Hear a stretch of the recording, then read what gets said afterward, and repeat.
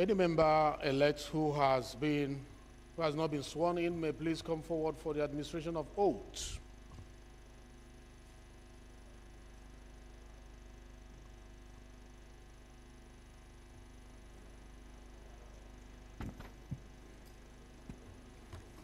Clerk, please.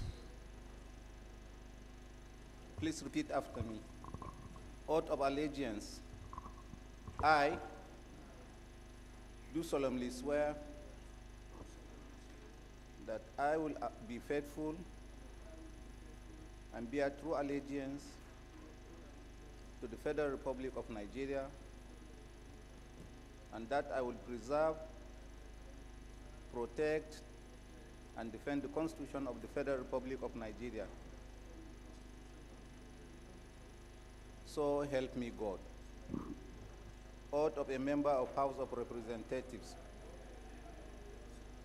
I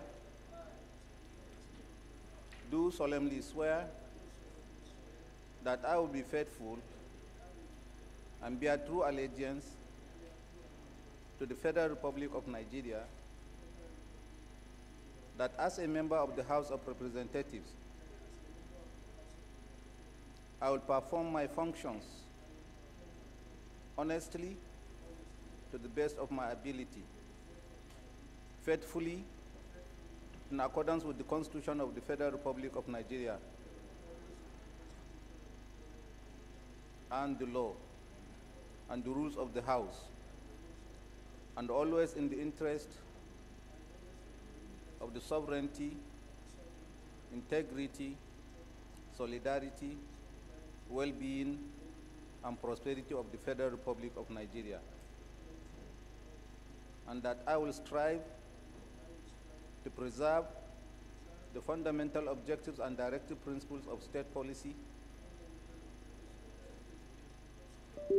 contained in the Constitution of the Federal Republic of Nigeria, and that I will preserve, protect, and defend the Constitution of the Federal Republic of Nigeria, and that I will abide by the Code of Conduct contained in the 5th Schedule to the Constitution of the Federal Republic of Nigeria. So help me God.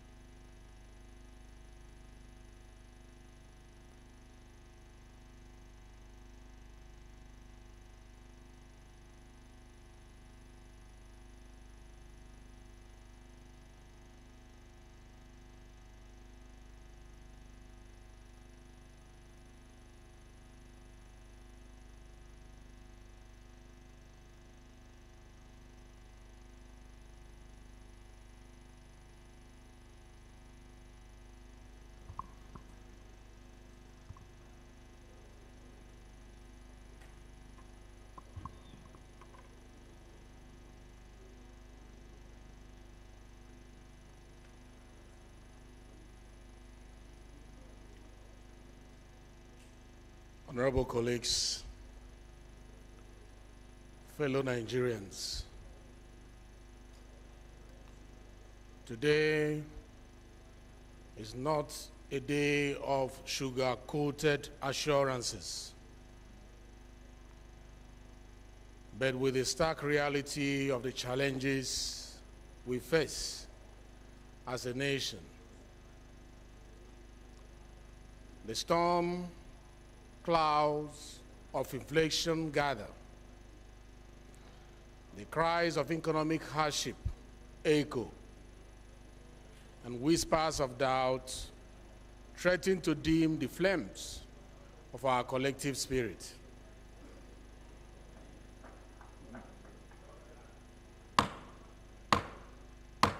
This is a message the Parliament is sending to Nigerians. Please. But let us be rest assured that the Nigerian spirit is not one that cowers in the face of adversity.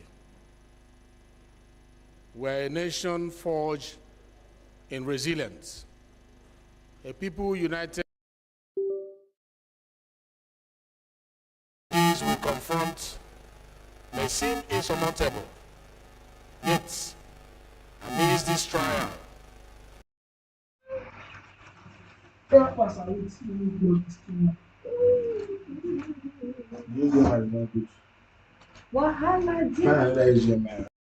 facing a seemingly insurmountable foe, we have before us an ordeal of the most grievous kind. We have before us many, many long months of struggle and of suffering. But I say to you, my friends, fear not. Just as Winston Churchill relied and rallied his nation in this darkest hour, so too we must rise to the occasion.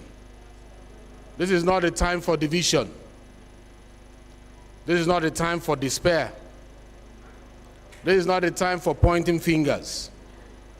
This is a time for unity. This is the time for strength. This is a time for a staunch belief in ourselves and in the future of our beloved Nigeria. Do the challenges seem immense? Yes, they do. But are they insurmountable? Absolutely not. We have the tools, the talent, and the tenacity to overcome. The macroeconomic management approach laid out by the Bola Ahmed Tinubu administration, while demanding sacrifice, is a necessary step towards long-term stability and prosperity. Let us trust in the expertise of those tasked with guiding our economic course, even as we hold them accountable for their actions. But remember, fellow Nigerians, true progress cannot be achieved solely through policy pronouncement. It requires the collective effort of each and every one of us. Let us rise above petty squabbles and unite in a common purpose. Let us channel our frustration into constructive criticisms, into holding ourselves and our leaders accountable, but always with the betterment of our nation as a guiding star. Let us focus on the broader canvas, on the multitude of measures being taken to address the root causes of inflation, streamlining foreign exchange flows, tackling food shortages, and investing in critical infrastructure. These, coupled with collective spirit of enterprise and perseverance, hold the key to unlocking price stability and economic growth. Therefore, I implore you, my colleagues, let us not be swayed by the winds of pessimism. Let us not be cowed by the naysayers.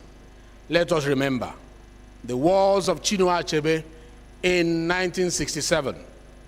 Being a Nigerian is abysmally frustrating and unbelievably exciting. But let us not forget the unbelievably exciting part of Achebe's description. This excitement is not a frivolous notion, but the drumming energy of a nation teeming with potentials. Look around you. Colleagues, see the young entrepreneurs defying odds, the farmers growing green life from arid soil, the artists painting vibrant futures, and the innovations dreaming of solution. This is the true face of Nigeria. The Nigeria of talent, the Nigeria of resilience and audacity. We are a nation on the cusp of greatness, a land pregnant with possibilities. We are Nigerians, and within us lies the power to overcome any obstacle. Let us rise to the challenge hand in hand, heart to heart, and together build a brighter, more prosperous future for ourselves and for generations to come. Go forth, colleagues, with renewed hope, with relentless resolve, and with the unshakable belief that united we can and we will prevail. Remember, the Nigerian spirit thrives, not in comfort, but in the crucible of challenge. Let us rise to the occasion and show the world the true meaning of resilience. of unity and of unwavering hope. May God bless us as we, as Parliament, work seriously for this nation building, for a nation that we are all proud of. And we will protect and make sure that it remains a nation that our children will be proud of. God bless you, and God bless the Federal Republic of Nigeria.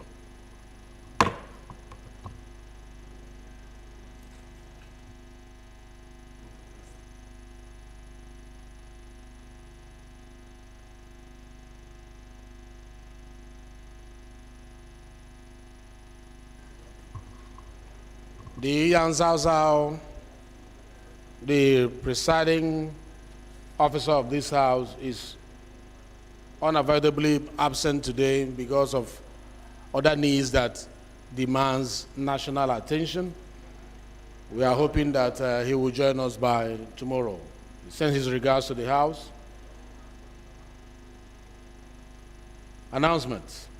River State Caucus, notice of meetings. This is to notify all the members of River State Caucus in the House of a meeting that is scheduled to hold as follows. Tuesday, 20th February 2024. Time is 3 p.m. And the venue is Minority Leader's Office, Suite 4.17. Please, attendance is mandatory. And this is signed by the caucus leader, Right Honorable Dumna Mene R.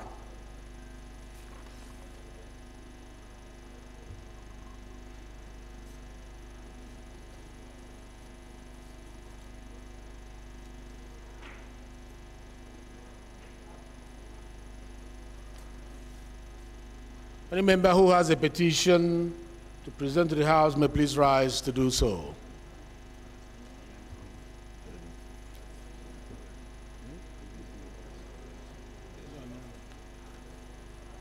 Yeah, before the petition, there's another announcement that have been brought to my notice. This announcement is coming from Honorable Ngozi Okoli, member representing Aniocha, Oshimili Federal Constituency, Delta State. Announcement of the passing of His Royal Majesty Asaba, Prof. Joseph Chike Edoziem, the Asaba of Asaba. It is with profound sadness that I inform you of the passing of our esteemed monarch and highly revered royal father, His Royal Majesty Asaba Joseph Chike Edoziem, the Asaba of Asaba. His Majesty, who was the 13th Asaba of Asaba Kingdom's death, was announced 13th February 2024. At the ripe and good old age of 100, having reigned from 1st of July 1991 to his departure, leaving behind a legacy of grace, wisdom, and unwavering dedication to our community. In light of these profound laws, I respectfully request that a minute of silence be observed as a mark of respect and homage to the memory of His Royal Majesty. Point of order, Mr. Speaker. Mr. Speaker, I think this... On announcement? Yes, was announced last week by Mr. Speaker. It was announced last week? Yeah, yes, Mr. Speaker. Clerk. Thank you very much.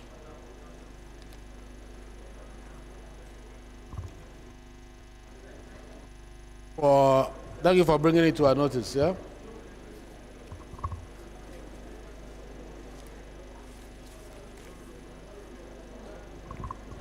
Any member who has a petition to present to the House may please rise to do so. Yes, Attorney. Thank you, Mr. Speaker, Your Excellency. Distinguished colleagues, my name is Barrister Jesse Okejo Onakalus. I represent Nigerians, especially the habit of Lagos, Oshodi Solo. Mr. Speaker and distinguished colleagues, I have a petition signed by the representative of people living at Lugbe layout. Mr. Speaker, at this hard time, where people are trying to find the way things to live on, a group of people were trying to forcefully inject. Is your microphone on? Yes. Mr. Speaker, I say at this trying moment, where every Nigerian interest to be protected, a group of men decided to go into an estate to forcefully inject Nigerians living there. So Nigerians who are living in this Lube estate wrote a strong petition, about 10 pages, calling on this house to come to their aid. Mr. Speaker, the petition is signed by Alhaji Mustafa, Saka Shira Saka, Mustafa Abubakar, Olayinwa Olabisi. Mr. Speaker, distinguished colleagues, these Nigerians are calling on this house, which is the people's house, to come to their aid and rescue them from being forcefully ejected from their peace. Mr. Speaker, with the leave of few and the house, I lay this petition before the house. Leave is hereby granted. You may now lay a petition. Any other petition? Yes, please. Thank you very much, my dear Speaker and my colleagues. My name is Clement Jimbo. I still represent the people of Abak, Etmekbo, and Ika Federal Constituency. I am from Akwa Ibom State. Mr. Speaker, I rise to lay a petition before this House. This petition is signed by Nsisong Mfon Efiong. Nsisong Mfon Efiong is the senior brother to Mfonma Mfon Efiong. And the petition is against the Nigerian Army Military Police, Mambila Barracks Brigade, over the unlawful arrest and detention of Mr. Mfonma Mfon Efiong for over 10 days now. Mr. Speaker, the petitioner has highlighted 3 prayers, which I'm going to take just one. The first prayer says that the Speaker of this House should prevail on the Chief of Army Staff to order Nigerian Army Military Police, Mambila Barracks Brigade, Abuja, for an immediate release of Mr. Mfonma Mfon Efiong, a civilian under their detention for over 10 days now. Mr. Speaker, colleagues, I pray that this House give me the leave to lay this petition before this House. May now lay a petition. Any other petition? All petitions are hereby referred to the Committee on Public Petition.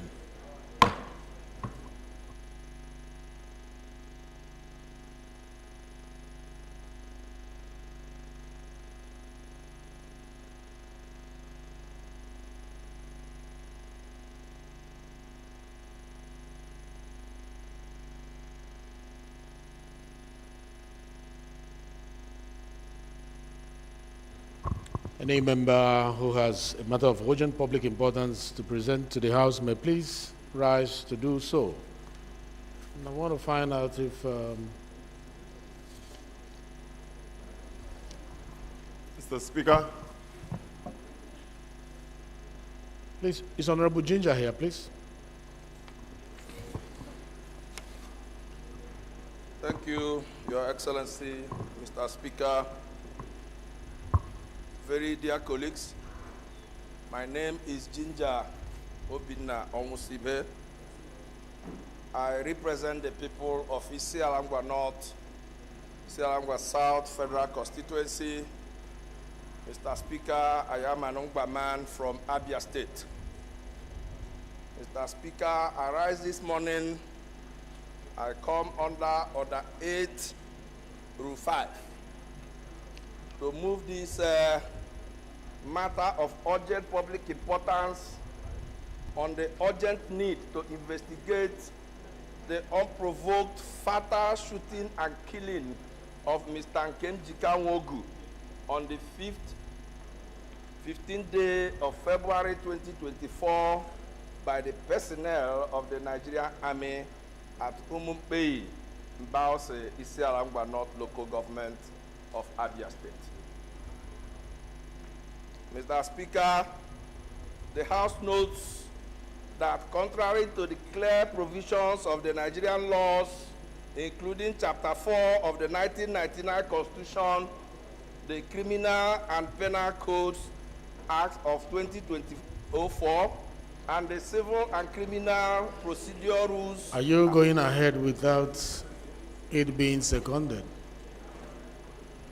It is our rules that when you propose a motion of urgent public importance, that we have it seconded on two arms, based on the provisions of Order 8 through 5. One that is urgent, and secondly, that is urgent enough to be heard now. Mr. Speaker, that subject has been done. It's left for somebody to Okay, the motion has been proposed. Please sit down. Let's get a second. Anybody seconded this motion? Yes, Chief Nkwanta.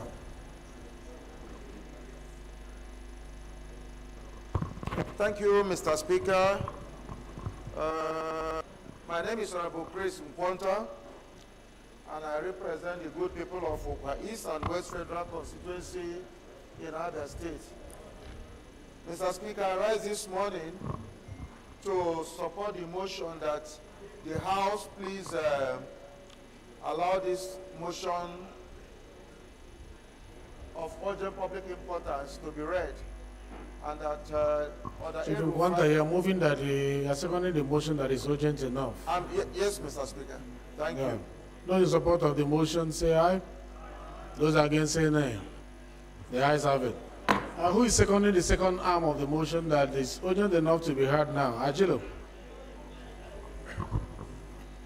Thank you, Mr. Speaker. My dear colleagues, my name is Umar Ajilo, member representing the very good people of Mogambique Federal Constituency. I am from the northwestern Nigeria of Kaduna State.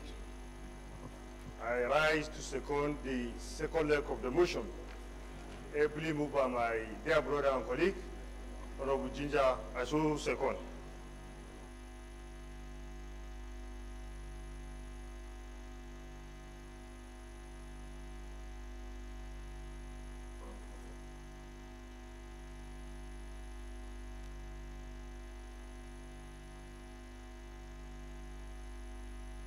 Those in support of this motion say aye. Those against say nay. The ayes have it. Honorable Jinda, make it brief. I saw that your motion is too long. Just summarize it. We have a lot of people who want to move a matter of urgent public importance. Just go to the real meat of the motion and the prayers, please. Thank you, Your Excellency, Mr. Speaker. I will do exactly what you have said. The House also notes that the impunity and recklessness exhibited by Nigerian security agencies in killing unarmed Nigerian citizens in cold blood drew the attention of the international community, resulting in the United Nations. Control room, increase the mic a little bit, increase it.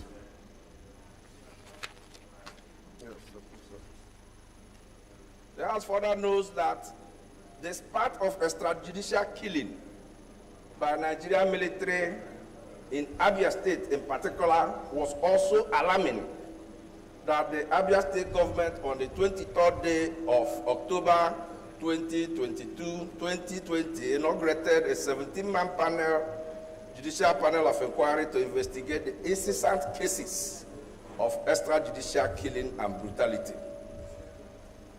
Aware that on the 15th day of February 2024, Mr. Nkenjika Nwogu, at 3 years of age, of Ntiokuala, an entire autonomous community,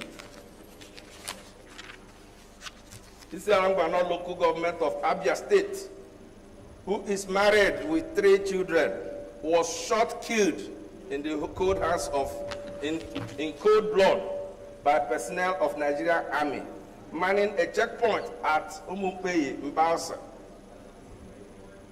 over allegation of refusal to be extorted. by the naval personnel whom he had allegedly paid earlier in that day. Further aware that the established rules of engagement for the military while on internal security operations to shoot on armed civilians and citizens who refuse to pay bribe at checkpoints or elsewhere in the country. We are worried that the recent killing of Nkemjika Nwogu and other innocent unarmed civilians in Abia State by personnel of Nigerian Armed Forces and Nigerian Police is one too many. In the case of extrajudicial killing across the country and ought to be investigated. The House resolves, 1, to observe a minute of silence in honor of the deceased. 2, to condemn in very strong terms the killing of Mr. Nkemjika Nwogu and scores of others by men of Nigerian Army. To mandate the House Committee on Navy, Human Rights and Justice to investigate this matter and report back to the House within 2 weeks. Mr. Speaker, my dear colleagues, I so move.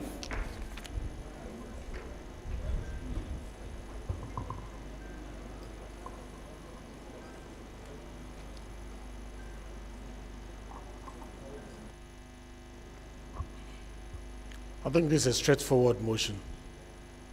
And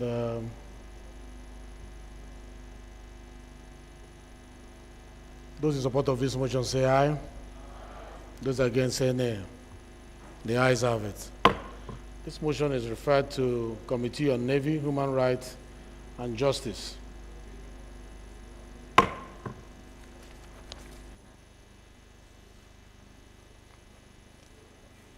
Is Honorable Saidu Bagaja in the House?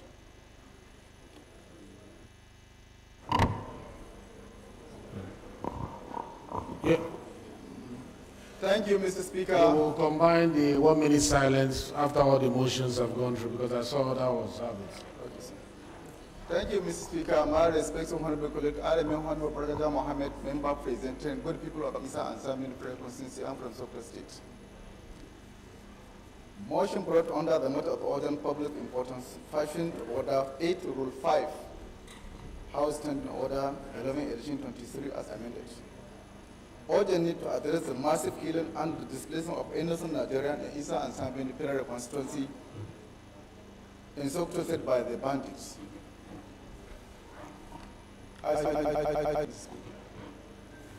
Any seconder to this motion? Yes, behind. Yes.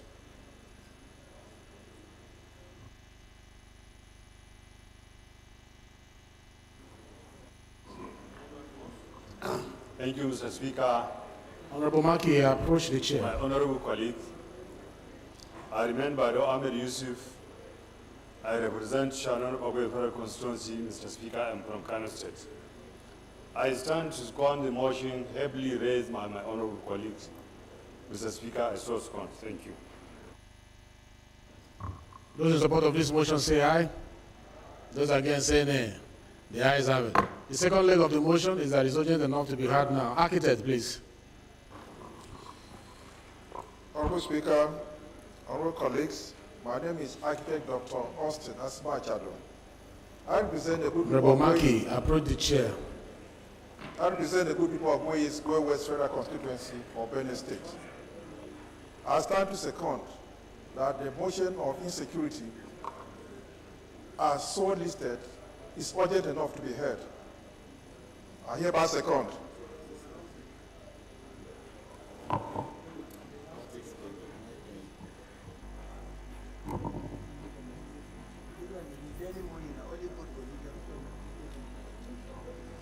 Those in support of this motion say aye. Those against say nay. The ayes have it. Honorable, you can now move your motion. Thank you, Mr. Speaker. Not that with the great dismay, the recent massive killing and kidnapping of people the Samini Federal constituency of Sokoto State. Aware that episode which took place on 21st February 2024 resulted to destruction or displacement of over 40 villages to various locations within the federal constituency. Further aware that the unfortunate incident affected in the villages Jambama, Wabare, Mansalawa, Gidan Rana, Garimada, Gidan Indiko, and others. To mention but a few. Concern that the town and villages badly affected by the unfortunate basin in Southern Birni, Burkusuma, Dama, Gangara, Dankura, Damaliki, Teke, Kwachal, and others. To mention but a few.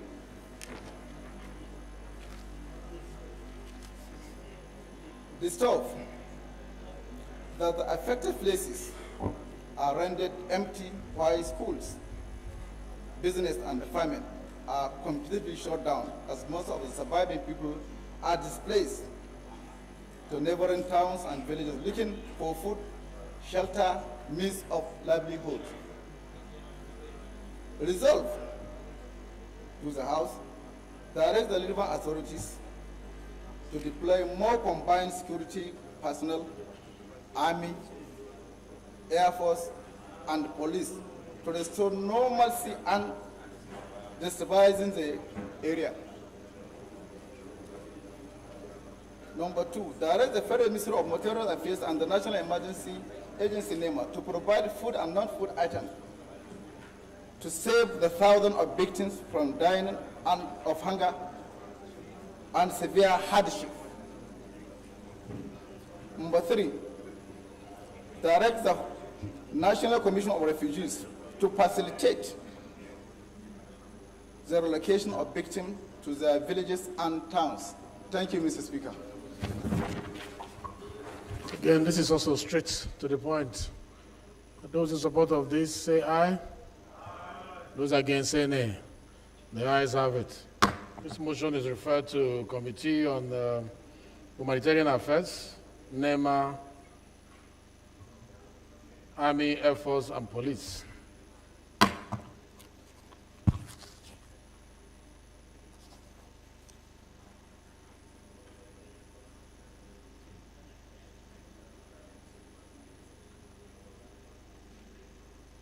Honorable Bello. Honorable Bello Shinkafe. Speaker. Thank you, Mr. Speaker. My name still remains Honorable Bello Shinkafi. I represent the entire people of Shinkafi Zone Federal Constituency. Mr. Speaker, I am from Zamfara State. Mr. Speaker, I came under Order 8, Rule 5 of our standing rule on matters of urgent public importance to investigate the incessant killing and destruction of lives and properties in different communities of Zurmi local government, Mr. Speaker, Zamfara State.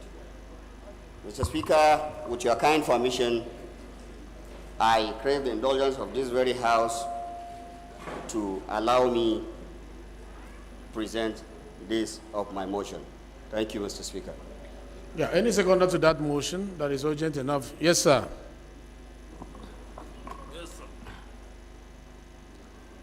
Mr. Speaker, sir, honorable colleagues, I'm Lawan Shatima Ali, representing Bursari, Gaidam, Nusari Federal Constituency. I'm from Yobe State, sir. I raise to second the motion ably moved by my brother Bello Shinkafi. I saw second, sir. Thank you, Honorable Shatima. Those in support of this motion say aye. Those against say nay. The ayes have it. The second leg of the motion is that it's urgent enough to be heard now. Yes. Thank you, Mr. Speaker, sir. I am Honorable Dr. Wale Ahmed. I represent Agege Federal Constituency. I'm from Lagos State. I support the motion that it is urgent enough to be heard. Thank you, sir. Those in support of this motion say aye. Those against say nay. The ayes have it. Honorable, make it brief and straight to the point. Thank you, Mr. Speaker. Already the motion is so brief, and I'm going straight to it. Mr. Speaker, this motion is to investigate the incessant killing and destruction of lives and properties in different communities of Zurmi local government in Zamfara State. The House notes that on... Silence, please. Yes, Mr. Speaker. The House notes that early this year, bandits invaded Baichen Dauran, Nasamu, Zurmi Town, Kobre, Gidandoa, Boko, and other communities in Zurmi local government where innocent people were killed and properties destroyed. And the most recent attack took place at 6:15 p.m. day before yesterday, on 18th February 2024, a gang of unknown gunmen invaded the Nasarawa community in Zurmi local government in Zamfara State, leading to killing and destruction of lives and properties of that very community. Also note that the Nasarawa community is the commercial center of the local government, while many businesses and other commercial activities are carried out on a daily basis, and revenues are generated through those activities. The House worried that this ungodly act is coming at a period where the citizens of the country are experiencing hardship due to economic downfall. This also caused severe turmoil on the indigents and settlers of the community to which the attack is being carried out. Also worried due to this hilarious attack, the affected community lost many shops, houses, motorcycles, foodstuff, etc., worth hundreds of millions, and two senior gallant officers, police officers by name Shitu Musa and Yahuza Suleiman, attached to Zurmi Police Divisional Headquarters. Mr. Speaker, the House do resolve to urge the House to observe 1 minute silence in memory of those that lost their lives. 2, urge the Inspector General of Police to set up a tactical team that will unveil the mystery behind this attack and report back in 2 weeks for further legislative action. 3, urge the National Emergency Management Agency, NEMA, to urgently come to the rescue of affected persons with relief materials. 4, urge the federal government to deploy more military personnel in the affected area to avert any further occurrences. The last but not the least, urge the Committee on Defense, Police Affairs, Humanitarian and Disaster Preparedness and Legislative Compliance to ensure compliance to this directive within 2 weeks. I so submit, Mr. Speaker. Thank you. Thank you very much. I think it's also very straight to the point. I want to ask those in support of this motion say aye. Those against say nay. The ayes have it. Honorable Maidala Osman Balami, I think you will move that will suspend our rules to enable us to have the fourth one. Okay. Because normally we're supposed to have 3, and yours came first, but they put it last. You submitted before all these ones, so let's give you that privilege. So move. If the House accepts, we'll take it. Mr. Speaker, honorable colleagues, my name is Dr. Midala Usman Balami. I represent the dynamic and good people of Askira Uba Hawul Federal Constituency. Mr. Speaker, I am from Borno State. Mr. Speaker, I want to come under Order 8, Rule 5, for the House to suspend all our relevant rules for me to be able to take this matter of urgent importance titled Prevent the Killing and Urgent Deployment of Security Measures in Sabon Gari, Kelle, Dile, Lassa, and Musa Town in Askira Uba Hawul Federal Constituency in Borno State. I so move, Mr. Speaker.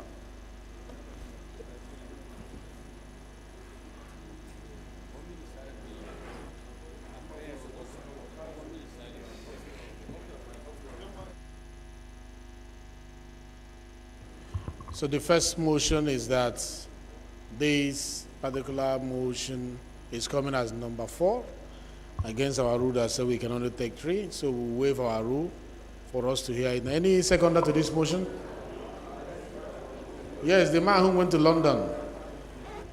Go ahead. The Londonian. Thank you, Your Excellency, the Speaker. My name is Dr. Patrick Umar. I represent the entire people of Ikorekwene, Esienudim. Obodokara Federal Constituency, and from Akwa Ibom State. The Speaker rise to second the motion ably moved by my friend and colleague. I so second. Those in support that this motion be the fourth one of the day, say aye. Those against, say nay. The ayes have it. Honorable, please make it brief and straight to the point. Thank you, Mr. Speaker. Thank you, colleagues.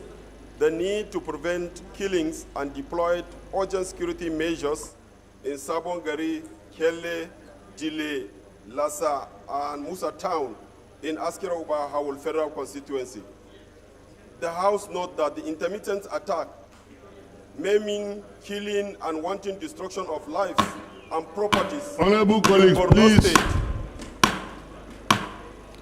particularly Sabon Gari, Kelle, Dile, Lassa, and Musa Ward in Askira Uba local government area of Borno State, Hawul Federal Constituency has become a new devastating normal atrocity. The House also notes that these avoidable killings have continued unabated, and there is urgent need for robust, efficient security measures to prevent future occurrence, as well as provision of essential relief material to the victim, which include women and children. Honorable Shagaya, approach the chair. Shagaya. Most especially Mr. Bitrus Adamu and his sons who were killed in this attack. Concerned that the residents of Sabon Gari, Kelle, Dile, Lassa, and Musa have been subjected to a harrowing ordeal and trauma that affect the area and claim the life of numerous citizens in those communities, including travelers going for a wedding event. Worried that the periodic attack continues and there was no humanitarian assistance that had been provided to the victims to cushion the effect of the attack, there is their need for urgent intervention by the Nigerian National Emergency Management Agency, humanitarian organization, and other relevant establishments.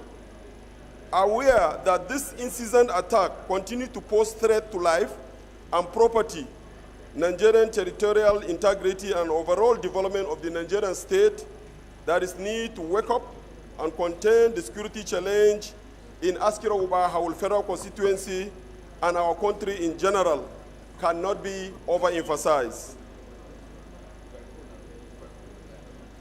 Also worried that such brazen acts of terrorism do not only threaten the lives and livelihood of residents of Sabon Gari, Kelle, Dile, Lassa, and Musa, but also undermine the peace and stability of Borno State, the Northeast region, and Nigeria as a whole. The House therefore resolved to urge the Nigerian Army and other relevant security measures to deploy, strengthen, and intensify security measures in Sabon Gari, Kelle, Dile, Musa, Lassa, and the entire axis. Also urge the federal government, Ministry of Humanitarian Affairs, Poverty Alleviation in collaboration with Borno State government to ensure rehabilitation, reconstruction, and resettlement of affected community in Askira Uba local government area. In the meantime, the NEMA should also provide immediate relief material and basic psychosocial support to the affected individuals and community. The House also urged that a minute of silence to be observed by this Honorable House in honor of those killed in the attack, most especially Mr. Bitrus Adamu and his sons, who are unfortunate victims of this attack. The House mandate the House Committee on Army, Humanitarian Affairs, NEMA, and relevant MDAs to ensure compliance. I so move, Mr. Speaker.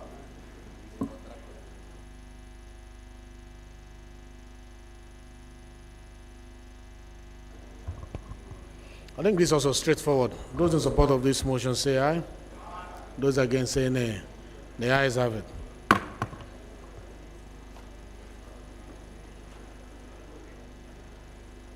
These motions is referred to relevant committee as prayed by the motion.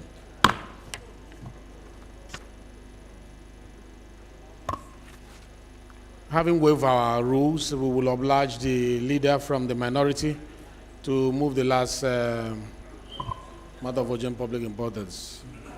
Thank you, Mr. Speaker.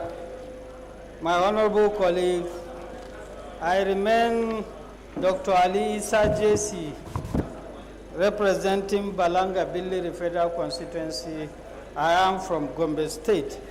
Mr. Speaker, I'm coming under Order 8, Rule 5, matters of urgent public importance.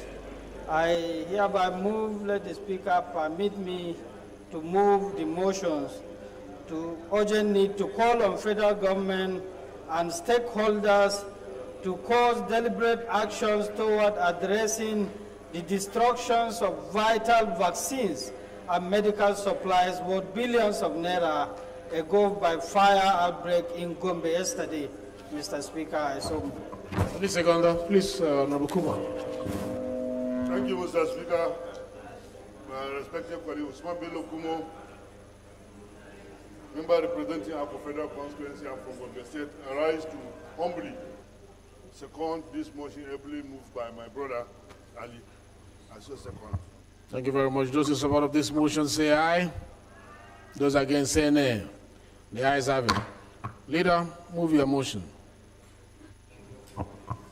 Mr. Speaker, my honorable colleague, urgent need to call on the federal government and stakeholders to cause deliberate actions toward addressing the destructions of vital vaccines and medical supplies worth billions of naira ago by fire outbreak in Gombe Medical Central Store yesterday. The House alarmed that on the 19th of February 2024, an inferno engulfed the Fire Central Medical Store, a critical healthcare facility which houses over 2 million doses of polio vaccines and various essential medical consumables and equipment. Alarmed that, disturbed that the destructions valued at over 5 billion naira poses a significant setback for Gombe State and Northeast, including kick-off. Leader Madaki, go to your seat. Including the kick-off of the polio campaign scheduled between March and April 2024. Also disturbed that the obliterations of the facility is not just a setback to Gombe State, but it affects the role of the center in supporting healthcare across the Northeast and some part of the state in the country. Worried that the consequences of these unfortunate incidents transcend beyond the loss of crucial medical supplies, but can compromise healthcare delivery, distort the vaccine campaign, lead to potential outbreak of preventable diseases, and result to economic losses for the state and other states across the country. Aware that while the state government has moved swiftly to ascertain the remote causes of the inferno and provide recommendation, it is imperative for the federal government and other stakeholders to intervene toward revamping the over 60-year-old cold store, which was previously used to house COVID-19 vaccine as a holding place for vaccine destined for onward distributions to the northern part of the country. Resolve, call on the Federal Ministry of Health and its accompanying donor agencies to commence interventions effort toward revamping the center and replacing the lost vaccines, drugs, and medical facilities. Mandate the Committee on Health Institutions and Healthcare Services to complement the effort of the state government in ascertaining the remote cause of the outbreak toward averting future incidences and ensure implementations of the resolutions. Mr. Speaker, I so move. Thank you. Thank you very much. This is straightforward, and it's the fourth motion. I would like the co-sponsor. Gaba is there, right? And Obed Shehu is there, and Kumo. Just 1 minute if you want to add anything as a co-sponsor. Thank you. Thank you, Mr. Speaker, my respected colleague. This motion is not only urgent, it's apt and God-fearing. And the vaccines we are talking about is not only for the consumption of Gombe State. It goes beyond Gombe State because the Federal Medical Center, who is one of the consumers for the good, is servicing Gombe State and other neighboring states, Yobe, Borno, and Adamawa. So we are appealing that the motion is apt, and we plead that colleagues can kindly grant us the approval for all the prayers in the motion. Thank you very much. Thank you very much. I think this is very straightforward. Well, let's not debate so much on it. I'm just going to put the question. Those in support of this say aye. Aye. Those against say nay. The ayes have it. This motion is referred to Committee on Health Care Services and Health Institutions. Honorable members, you recall that some of the motions that we had today prayed for 1 minute silence for the disease. May we rise for 1 minute silence in honor of those who have moved on.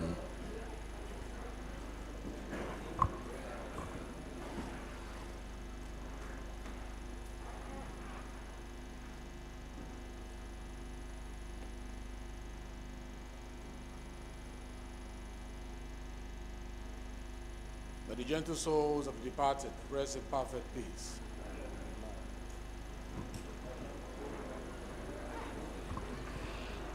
Most distinguished colleagues, the first order of the day is a commencement of debate on the general principles of a bill for an act to alter the Constitution of the Federal Republic of Nigeria Act 1990, Federal Republic of Nigeria 1999, to provide for the establishment of state police and for related matters. This motion is standing in the name of Honorable Benjamin Okeze-Carlo and 14 other honorable members. Members will recall that the bill was read the first time on Thursday, 12th October 2023. And I invite one of the co-sponsors of the bill, Honorable Shagaya, to lead the debate. To move the motion, please. Honorable Shagaya. Thank you, Mr. Speaker. My distinguished honorable colleagues, I remain Honorable Mukhtar Tolani Shagaya, and I represent Nigerians starting from Ilorin West, Asa Federal Constituency. Mr. Speaker, I'm from Kwara State. Mr. Speaker, I rise today to move a bill for an act to alter the provisions of the Constitution of the Federal Republic of Nigeria to provide for the establishment of state police and for related matters. Mr. Speaker, honorable colleagues. Wait for a second. Sorry. Any seconder to this? Yes, sir. Mr. Speaker, distinguished colleagues, I am Belisa Ambarura, member representing Gwarabawa Ilela. Mr. Speaker, I'm from Sokoto State. Mr. Speaker, distinguished colleagues, I rise up to second this motion, ably moved by co-sponsors presided by Honorable Shagaya. I so second, Mr. Speaker. Thank you. Thank you. Those in support of this motion say aye. Mr. Speaker, Those against say nay.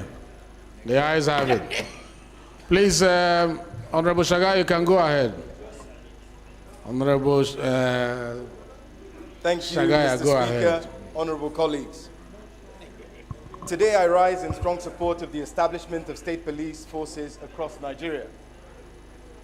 A proposition that not only aligns with the principles of federalism, but also responds to the urgent security needs of our diverse and evolving society.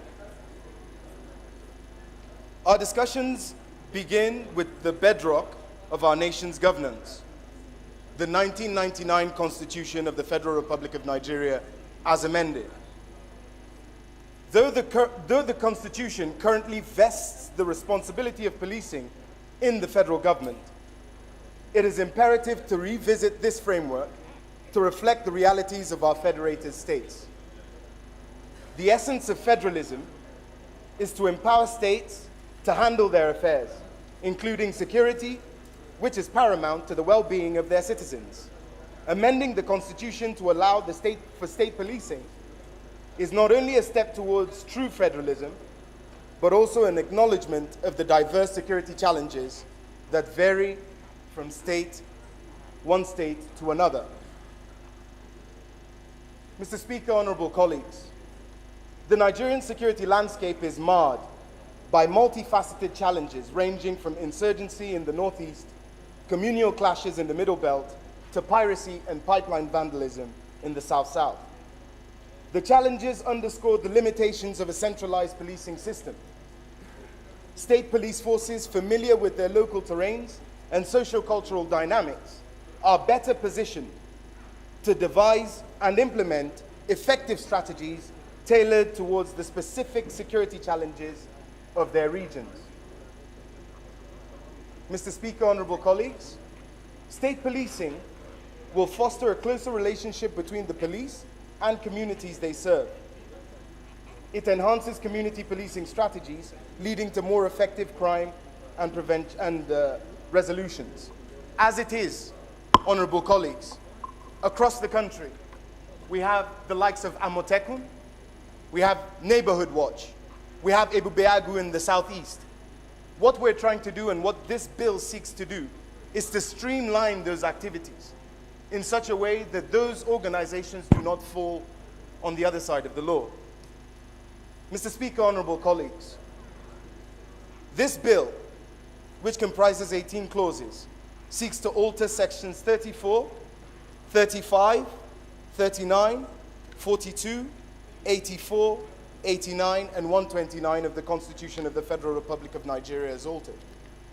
It also seeks to alter sections 153, 197, 214, 215, and 216 of the Constitution.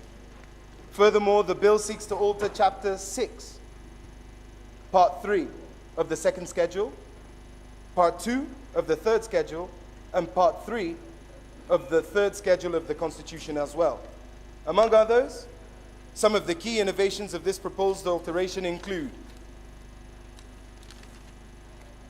A, the transfer of police from the exclusive legislative list to the concurrent legislative list, a move that effectively empowers states to have state-controlled policing. B, the introduction of a comprehensive framework to ensure cohesion as well as accountability and uniform standards between federal police and state police. C, the provision of a prescribed rigorous safeguards preventing unwarranted interference from the federal police in state police affairs, emphasizing collaboration and intervention only under well-defined circumstances. D, the establishment of state police service commissions as distinct from the Federal Police Service Commission with clearly defined roles and jurisdictions.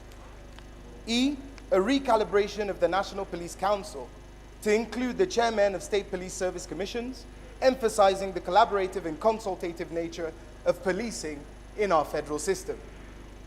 F, a recognition of the possible financial challenges which may be faced by state police by empowering the federal government to provide grants or aids subject to the approval of the National Assembly, thus ensuring adequate resources for effective policing.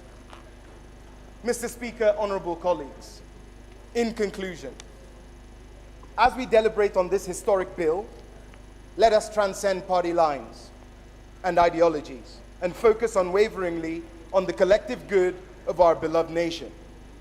The establishment of state police is a clarion call for a tailored, community-centric policing system.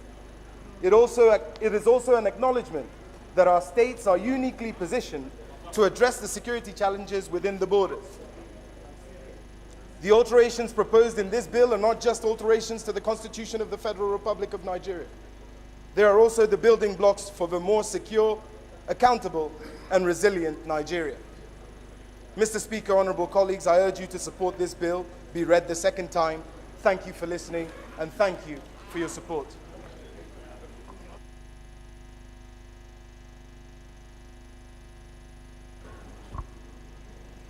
Honorable Jah. Thank you, Mr. Speaker. After the Honorable Kalechi. After Jaha, you. Thank you, Mr. Speaker, honorable colleagues. Ahmed Jaha Babao is my name. I represent Chibok, Dambua, and Goza Federal Constituency. Mr. Speaker, I rise to support with all my heart this bill for the establishment of state policy. Mr. Speaker, for those of us in the Northeast,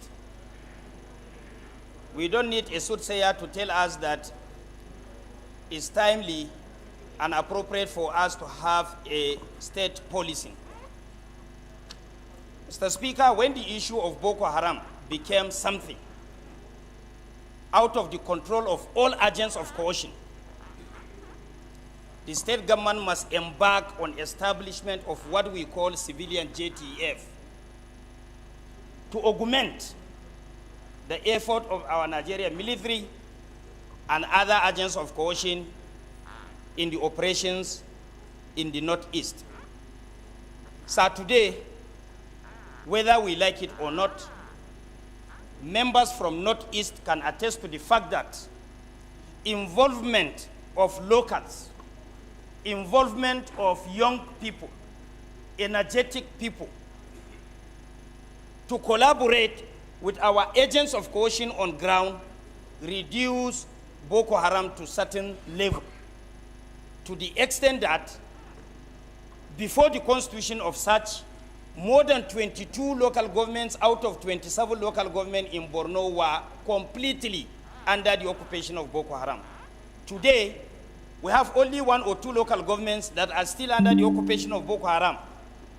Secondly, Mr. Speaker, honorable members should understand that security is the responsibility of all. In other words, everybody's business is security, and security is everybody's business. If locals are involved, intelligence gathering, accessing locations will be relatively easier for all agents of coercion to go and perform their functions. Lastly, Mr. Speaker, we have been presenting motions on insecurity on the floor of this House from the beginning of 9th Assembly to date. There was no single week that there was no matter of urgent public importance that has to do with security. The record is there, you can verify. Mr. Speaker, most of these motions were referred to committee on either Navy, Air Force, Army, or police. Sir, it's not the responsibility of the Nigerian Army to provide internal security. We know it and it's there enshrined in our constitution. They are just coming in because our internal security mechanism has failed. So if we have community policing, together with the effort of the Nigerian police, they are going to rid out our society from all forms of criminalities and other forms of crimes. Okay, round up. So, Mr. Speaker, honorable colleagues, I urge our colleagues to put sentiment aside and look at Nigeria first for us to have peace in the country. Without peace, there will be no development. Without peace, there will be no investment. Without peace, there will be no prosperity. So peace should be our key for Nigeria to exist as a nation. Without peace, there will be no Nigeria. Thank you very much. And I need your support on this. Thank you. Thank you. Well expressed, Jaha must say. Honorable Jimmy.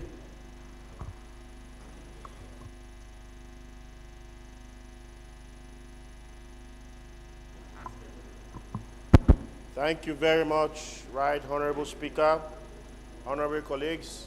I remain Ogbuefi Baba Jimmy Benson. I can see it. I can see you now deserve a 3 handshake. You have qualified. That is the beauty of Nigeria. Yoruba man is wearing Igbo cap. Igbo man is wearing Hausa cap. That is the beauty in our diversity. Keep it up. Representing the very good people of the Ikorodu Federal Constituency, Lagos State. Mr. Speaker, I must commend you for initiating this bill, and I commend the 12 other co-signatories. Please put it on note that I am also a co-signatory, so co-signatories are 13. Mr. Speaker, I have listened to Honorable Jaha, and I've listened to Mr. Tolani Shagaya. They have spoken very well. Mr. Speaker, 2 things I want to add to what Honorable Jaha has said. He has explained here that the job of the armed forces is to protect the territorial integrity of Nigeria. They shoot to kill. The job of the police is to maintain internal security, which is called IS operations. Mr. Speaker, today, the UN density for police is 4:1. We have a population of 200 million people, and the number of our policemen are under 400,000. It is appalling indeed. How do we remedy this? What are the constraints to state police? People talk about funding.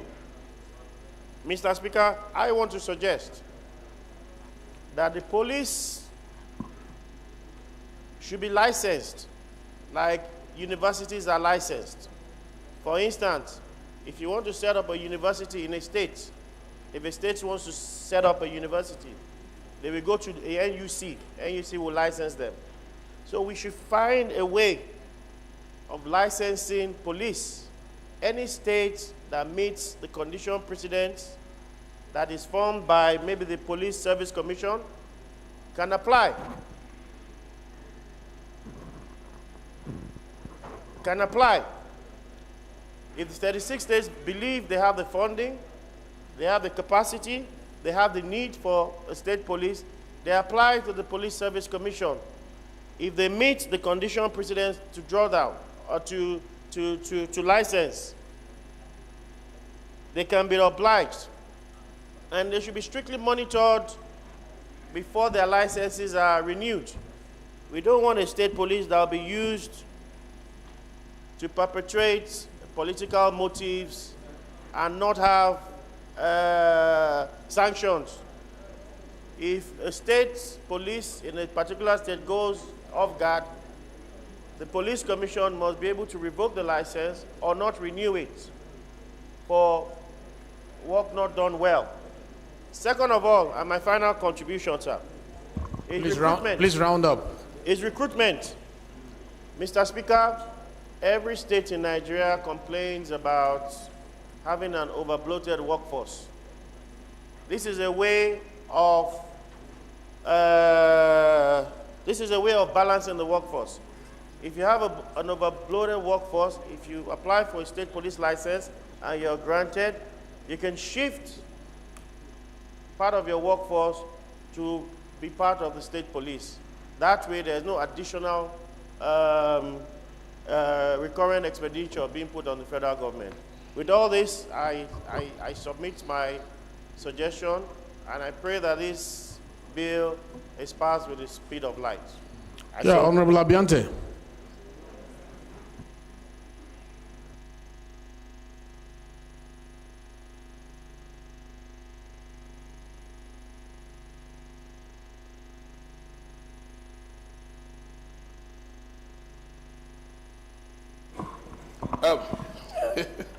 Thank you very much, Right Honorable Speaker, my distinguished colleagues.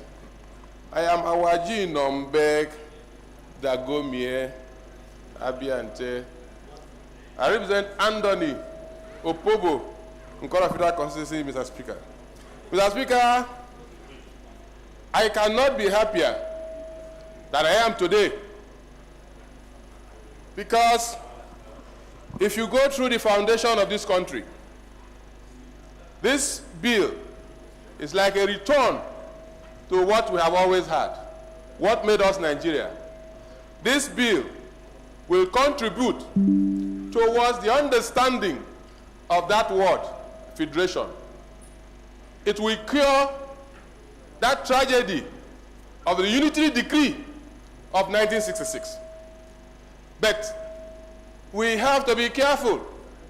We have to be committed enough, because this is not the first time that this attempt is made. It's like we have always loved inflicting pains on ourselves. This state police had been proposed in the 8th Assembly, it failed. The 9th Assembly, it failed. Here again we are, the 10th Assembly. I want to urge all of us, we have had enough of insecurity. This is one sure way of guaranteeing that we can sleep with our 2 eyes closed. Thank you very much for the opportunity.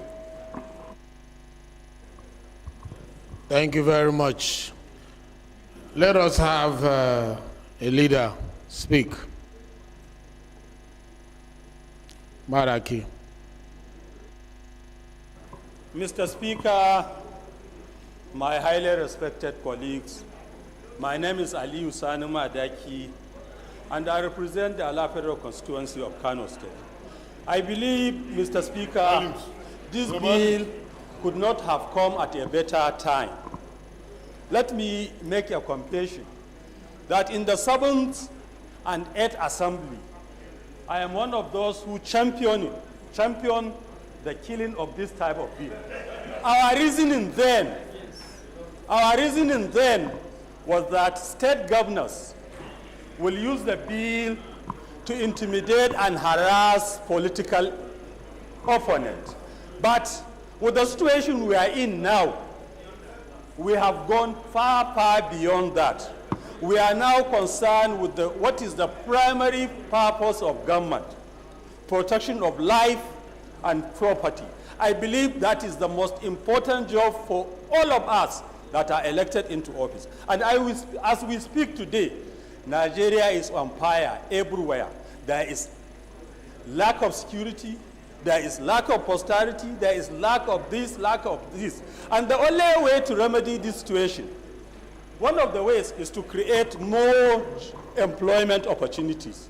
Another way is to increase the size of the security agencies. And I believe by creating a police force, each state will be in a better position, because what is happening in Zamfara and the kind of situation they are facing may be different from what is happening in Abia, may be different from what is happening in Kano. And the way to control it also will be different. So I believe we are in need of, their need, let me say, of state police. And I urge all my honorable colleagues not to make the mistake we made in 7th and 8th Assembly, to make sure we pass this bill into law. I so submit, Mr. Speaker.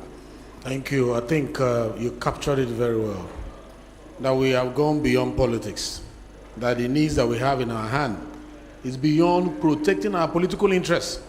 Because our fear has always been, it will be used against political opponents. But what we have in our hand, which is insecurity, is beyond our political aspiration and ambition. So which one should come first? The lives and properties or our political ambition? It will be self-serving to go the other way, but it's good to hear from the House. Let me hear Honorable Sada Soli, who has been raising his hand since. Mr. Speaker, my name is Sada Soli Jibia, representing Jibia Kaita Federal Constituency. Mr. Speaker, first of all, I'm coming on Order 12, Rule 5.1. My contribution will be based on the provisions of that rule. Order 12, Rule 5.1, covering the general merits and the principles of this alteration bill. Mr. Speaker, I will talk in a semantic manner. Mr. Speaker, about 21 states or so in this country are caught up in the quagmire of socio-political, ethno-religious misunderstanding. Put the case of establishing state police in these 20 states. I can give you an example. How do you create and balance the establishment of a state police in the trajectory history of political situation in Plateau states today, or Benue State, or Taraba State? It's a noble idea, but the problem is we. It's we. Mr. Speaker, honorable members, as of today, we're a living witness. The federal government is battling on how to fund 300 or 400,000 police force in this country. Some of the states that we are clamoring to establish police states are not even viable economically. Let's tell ourselves the truth. Policing is capital intensive. The literature is there, how other jurisdictions establish police force. First, you have to address the issue of socio-political issues of those societies. Then you have to cement the unity of those societies before you establish police force. Those are some of the critical requirements. It's a noble idea. Mr. Speaker, today, you and I know the influence of ruling parties in states. I can tell you there was a time when a governor refused a presidential candidate to land at an airport. It's an evidence that they can be used for coercion, for persecution of the opposition, and, Mr. Speaker, there is no state where we don't have non-indigents. It could be an instrument of persecuting the non-indigent factor in this country. Okay. We must look at all this, the government, but it's a noble idea. So are you saying yes or no to it? Mr. Speaker, that's why I narrowed my discussions on the order 12. Take a position. Take a position. No, Mr. Speaker, the rule narrowed me to discuss the general merits and the principles of the bill. I do not want to take position. Okay, we have to. Let's give other people opportunity to also elaborate on this. Honorable, page 85. Thank you. I do not want to take Thank you. Honorable Kuye, please. Don't worry, people will be allowed to talk. Don't worry, it's a topical issue. We will spend some time on it. Thank you, Mr. Speaker. Distinguished honorable colleagues, my name remains Ademorin Aliu Kuye, and I speak for the good people of Shomolu Federal Constituency. Mr. Speaker, I rise this afternoon gladly, heartily, and wholesomely to support the bill for the creation of state police. Mr. Speaker, I believe that this bill couldn't have come at a more auspicious time. Doubts have been raised about the possibility of using state police as an instrument of coercion by state governors. But we must not allow that fear to stop us from protecting lives and property, which is the primary responsibility of any government. Mr. Speaker, the fact that states are permitted to establish state university does not mean that every state will create or establish their own state university. It depends on the availability of funds. We have all agreed here, including Honorable Sada Soli, who has raised these doubts and fear in our hearts. He has admitted that it is impossible for the federal government to fund the totality of our security architecture through the Nigerian police.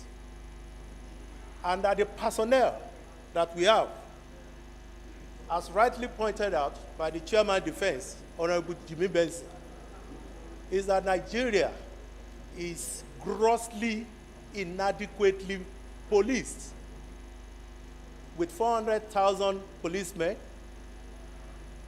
to 220 million Nigerians. Mr. Speaker, distinguished colleagues,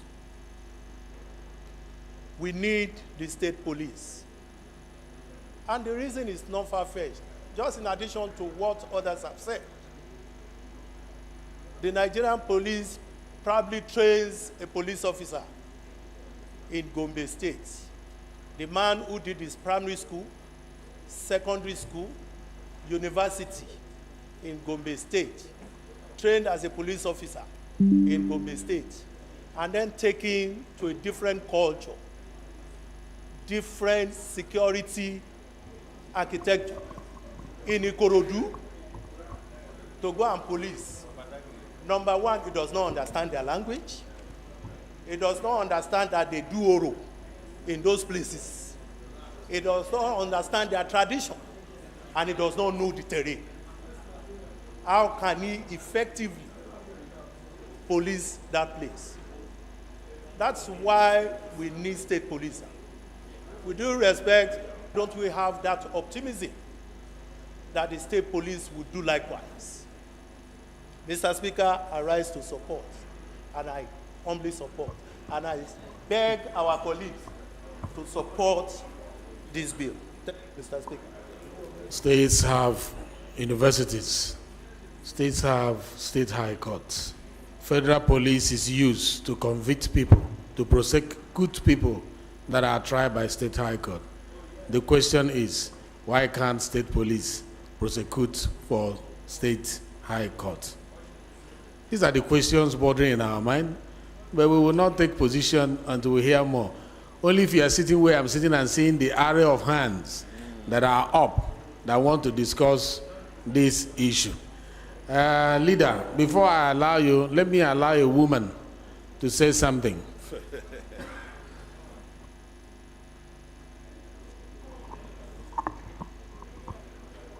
Mr. Speaker, dear colleagues, I am Representative Marie Enenimiete Ebikake, representing the good and wonderful peace-loving people of Brass Nembe Federal Constituency. I'm from Bayelsa State. Mr. Speaker, I rise this morning, this afternoon, to support this bill. Mr. Speaker, we are overflogging this issue. Overflogging in the sense that so many states, we have security outfits. When they come out in their uniform, it gives impetus to the communities. You are so conscious that you have security. What we are talking about now is the legal support so that they can arm themselves openly. That is what we are talking about. There is no need for us to go against this bill. My dear colleagues, please, let's expand our reasonings. Let's not be myopic, looking at the negative aspect of it. The benefits are overwhelming. When you have your person in charge of your security, you bring a stranger from Adamawa State to be commissioner in Bayelsa State. He does not know the terrain. But if you have our own police, the commander and everything will go smoothly. We may not have 100% benefit, but I bet you we will have peace. All this banditry and so on, because we know who is who. In our community, we know.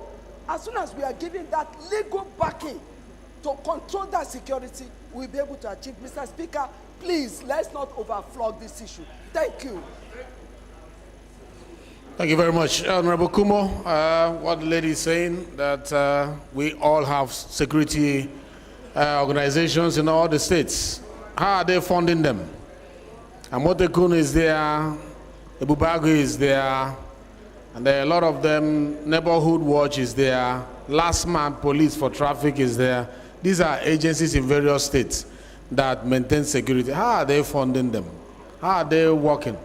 So this is a debate that to be good to hear more, and then we'll rule in the next 4 minutes. We'll be done with this.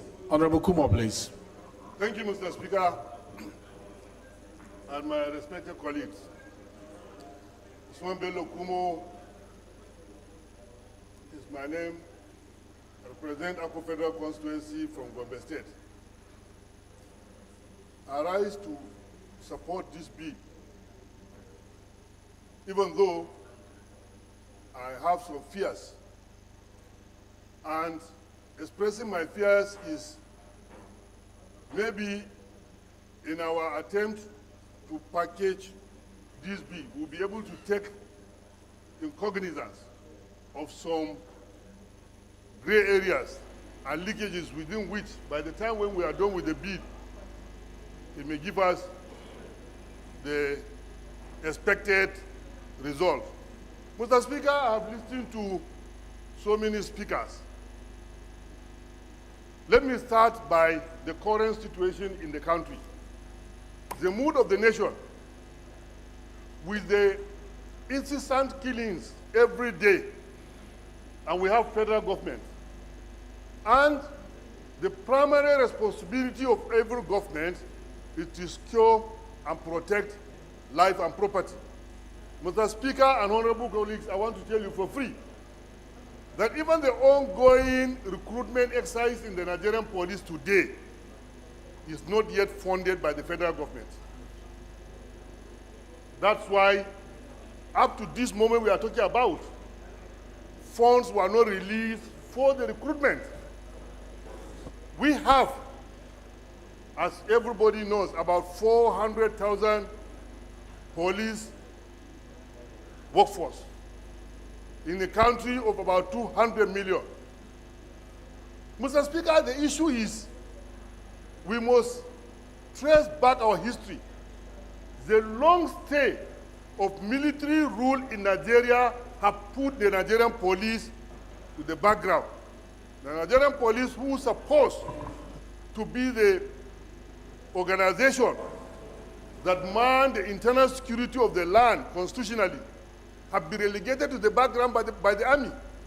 Today, the Nigerian army have taken over by usurping all the powers of the Nigerian police. If not, why do you see a Nigerian military man on the roadblock? Why?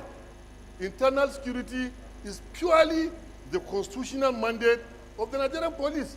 And if we are talking about protecting and securing the land, what stopped the federal government from declaring state of emergency in the Nigerian police sector?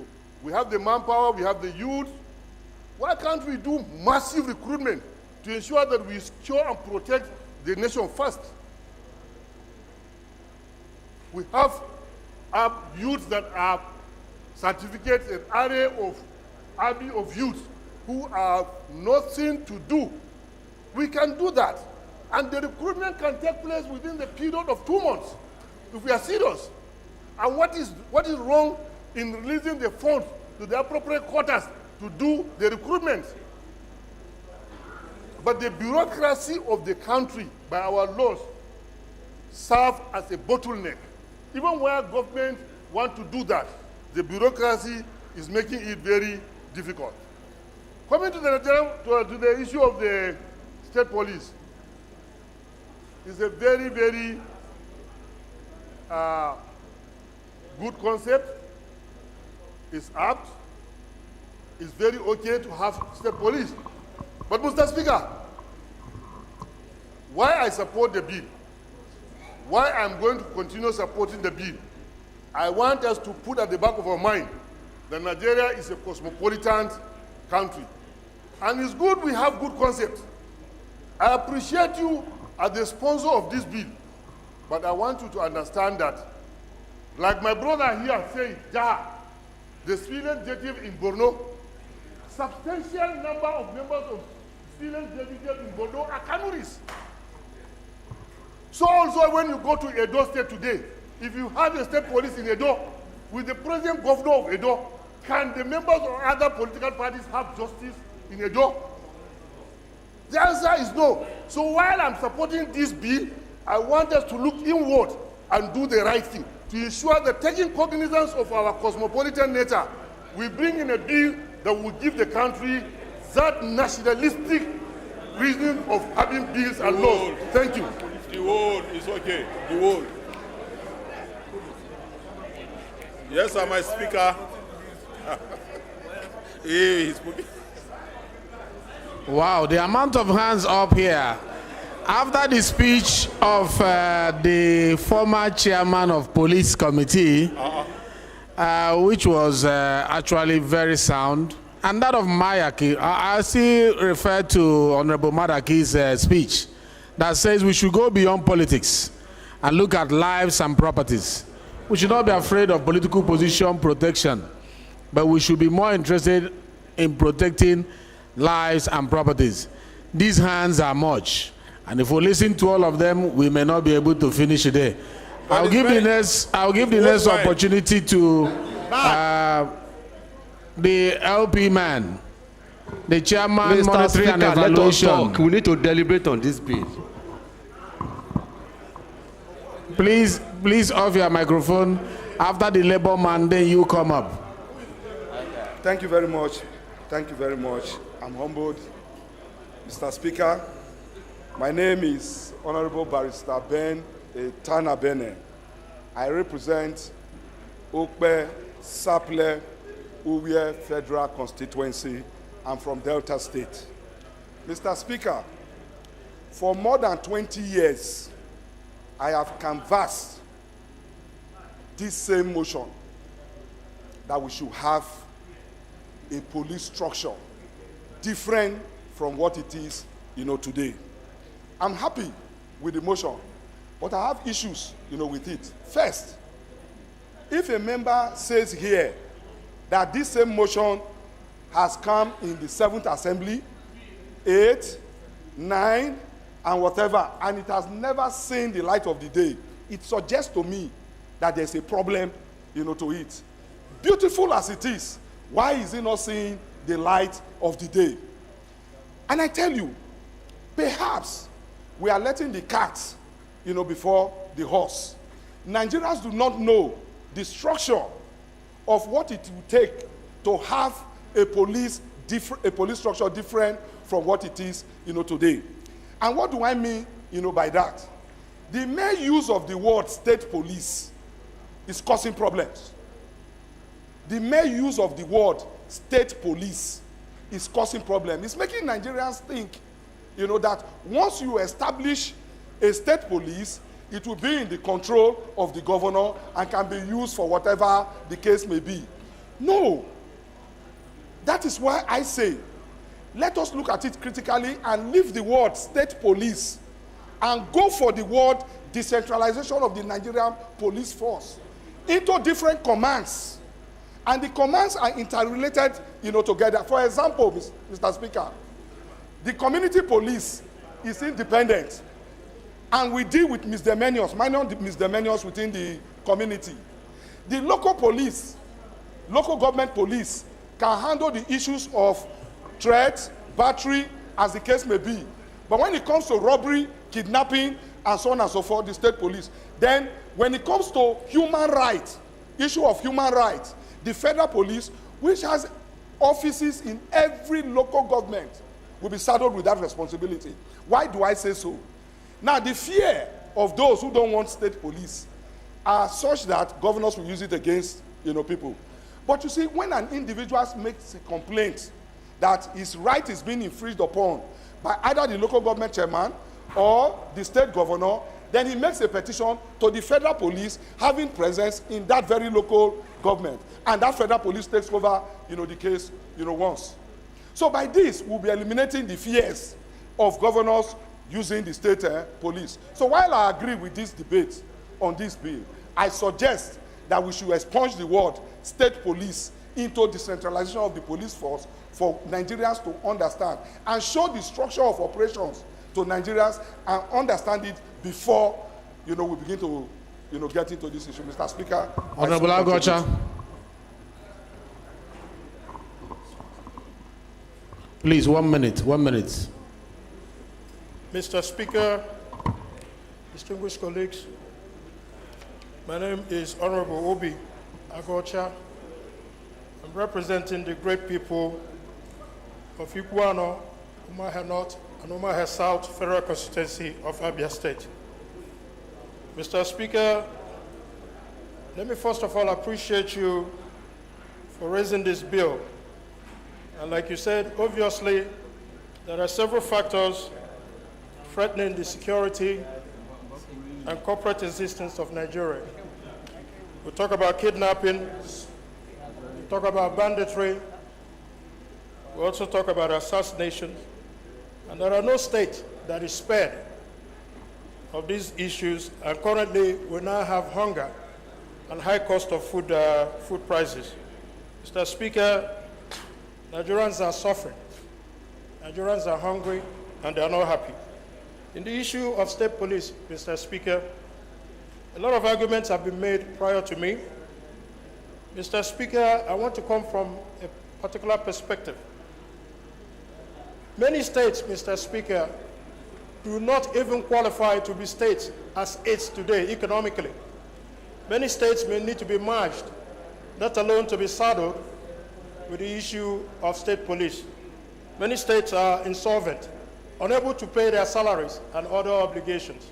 State police is not the right way to go. The hard-headedness of political operatives in the state also demand that state police is not the right way to go. Mr. Speaker, the Igbos have a saying that the way that the kola nut sound in the mouth is not the way it tastes. Mr. Speaker, you should also be concerned about interstate movement and commerce.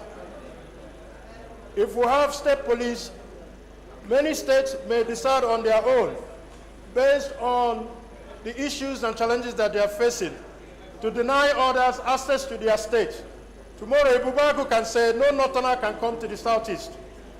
Tomorrow, Boko Haram can say, no Easterner can come to the northwest and northeast. We need to expand the current structure of the Nigerian police, that somebody said, to expand it, to make it more functional. Because as is now, Mr. Speaker, we need to encourage the Nigerian police to stay at a rate. When we reach at a stage where Nigeria can move beyond all these intimidations of state, then we can consider the state policy. Thank you. Thank you, sir. Please, let us, Deputy Chairman, Ami. Mr. Speaker, honorable colleagues, I remain Ogel David Agada, member representing Ojuobi Federal Constituency. I'm from Benue State. Mr. Speaker, honorable colleagues, I must express my gratitude to God Almighty for bringing this bill to be witnessed and then for me to be part of it in these 10th assemblies. Because for me, history, a good history is about to be made. Mr. Speaker, today, as people representing the good people of this country from various federal constituencies, we can hear the yearning and the cry of our people, either of hunger or insecurity. Now, one of the reasons why today we're having a whole lot of protests for some few days now regarding hunger is because of lack of this security. The insecurity in our nation, it has deprived the farmers from going to farm for us to have farm produce, adequate farm produce for people to feed. The little we have is even being exported out of this country to make a whole lot of money out of it, and here we are as a people suffering. Establishment of state police will bring a very lasting solution to some of these things. How? Every community, every individual living in a community know each other very better. and they know their way, they know their route. I can give you an instance. In my federal constituency, some months ago, some kidnappers came in there, about 15 of them. They were apprehended by this local vigilante that we set up, and then hand over to the police. And right now, they are facing the wrath of the law. So if we can have state police, being put in place, and then their ways are defined by the Constitution of the Federal Republic of Nigeria, and then powers are aggregated to them, I can assure you that this insecurity we are talking about will be a thing of the past. So for me, as a person, as people's representative, I am totally in support of this bill. And I'm pleading with my colleagues, let us join hands to make this bill a reality. Thank you, Mr. Speaker. Honorable colleagues. Thank you very much. There is no how all of us will speak on this. It will be very difficult for all of us to speak on this. Roll the same speaker. Let's try. Very difficult. Everybody want to speak on it. We need to put the question. Back. Please, let's put the question. Those in support of this say aye. Aye. Those against say nay. The ayes have it. So if you have amendments and all, take it to the committee. This motion refers to Committee on Constitutional Review.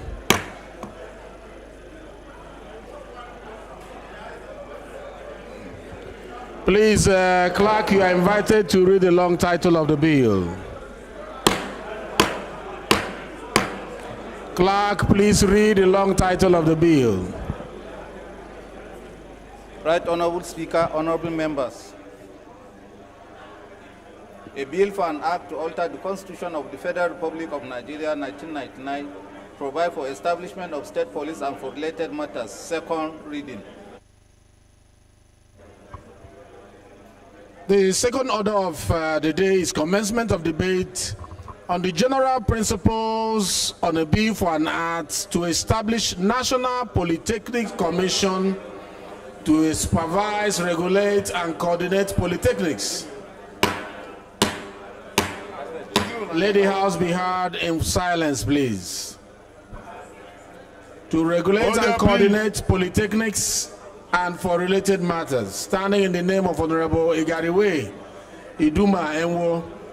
Honorable members will recall that the bill was read the first time on Thursday, 19th October 2023.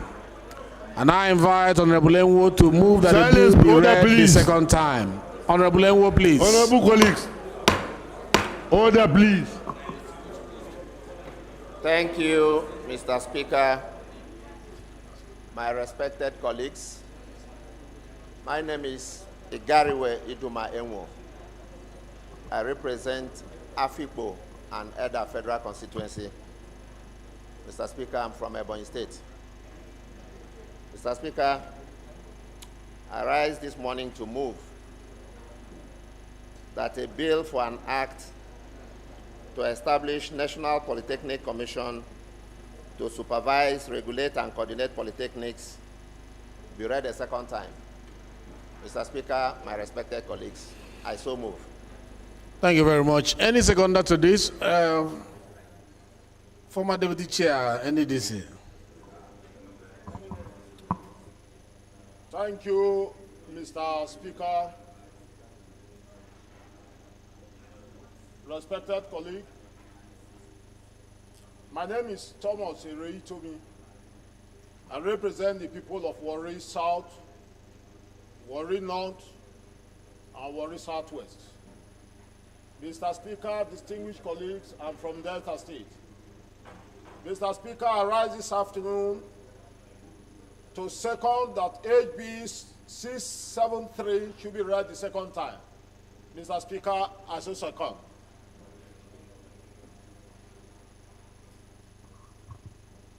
Thank you very much. I put the question. Those in support of this motion say aye. Those against say nay. The ayes have it. Honorable Enwo, please. Thank you, Mr. Speaker and my colleagues. Mr. Speaker, It's my profound respect and honor to bring a bill I think is very, very important.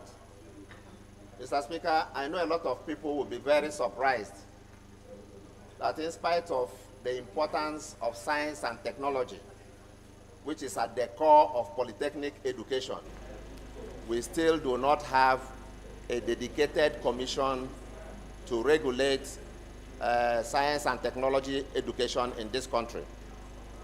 Mr. Speaker, it is important to state here that it is only polytechnics that are the only arm of tertiary education in this country without a dedicated commission. The Nigerian Basic Technical Education Board. This is a very important bill, please. You need to go at the Shagaya. You can't be leaving after moving your bill. Return to your seat. This is a very important bill. Very important bill. Please listen. Thank you, Mr. Speaker. Mr. Speaker, the MBTE, which is the Nigerian Basic Technical Education, which currently supervises polytechnics in this country, actually supervises over 600 other institutions, including vocational and sub-tertiary education. So you can say that polytechnics are the only higher institution in this mixture. Therefore, the need for a dedicated commission for polytechnics is rooted in the goal to properly regulate polytechnics in the direction of providing skilled technical and technological manpower to serve the needs of Nigeria, as the current capacity of the staff in MBTE is overwhelmed by the sheer number of institutions being covered by the MBTE. Mr. Speaker, the establishment of the commission will also serve to dismantle one of the core indices of discrimination against polytechnic certificate holders, since others have their dedicated commissions, including basic and even nomadic education. Even basic and nomadic education have their own commissions. In fact, we have the National Commission for Nomadic Education. We have even the Colleges of Education Commission. We even have the National Senior Secondary Education Commission. All these other institutions have their dedicated commissions, and you can't even compare these lesser institutions with the polytechnics. Mr. Speaker, finally, the establishment of a dedicated commission for polytechnics is also in line with the vision of this current administration, as contained in the approved roadmap. Yeah, it's straightforward, Honorable Gariwe. Just all right, Mr. round Speaker. up. It's straightforward. Yes, so this is also in tandem with our 10th legislative agenda. So I crave the indulgence of Mr. Speaker and my respected colleagues to give support to the second reading of this bill. I so submit. Thank you. Against. You said? Against the bill. Against? Yes.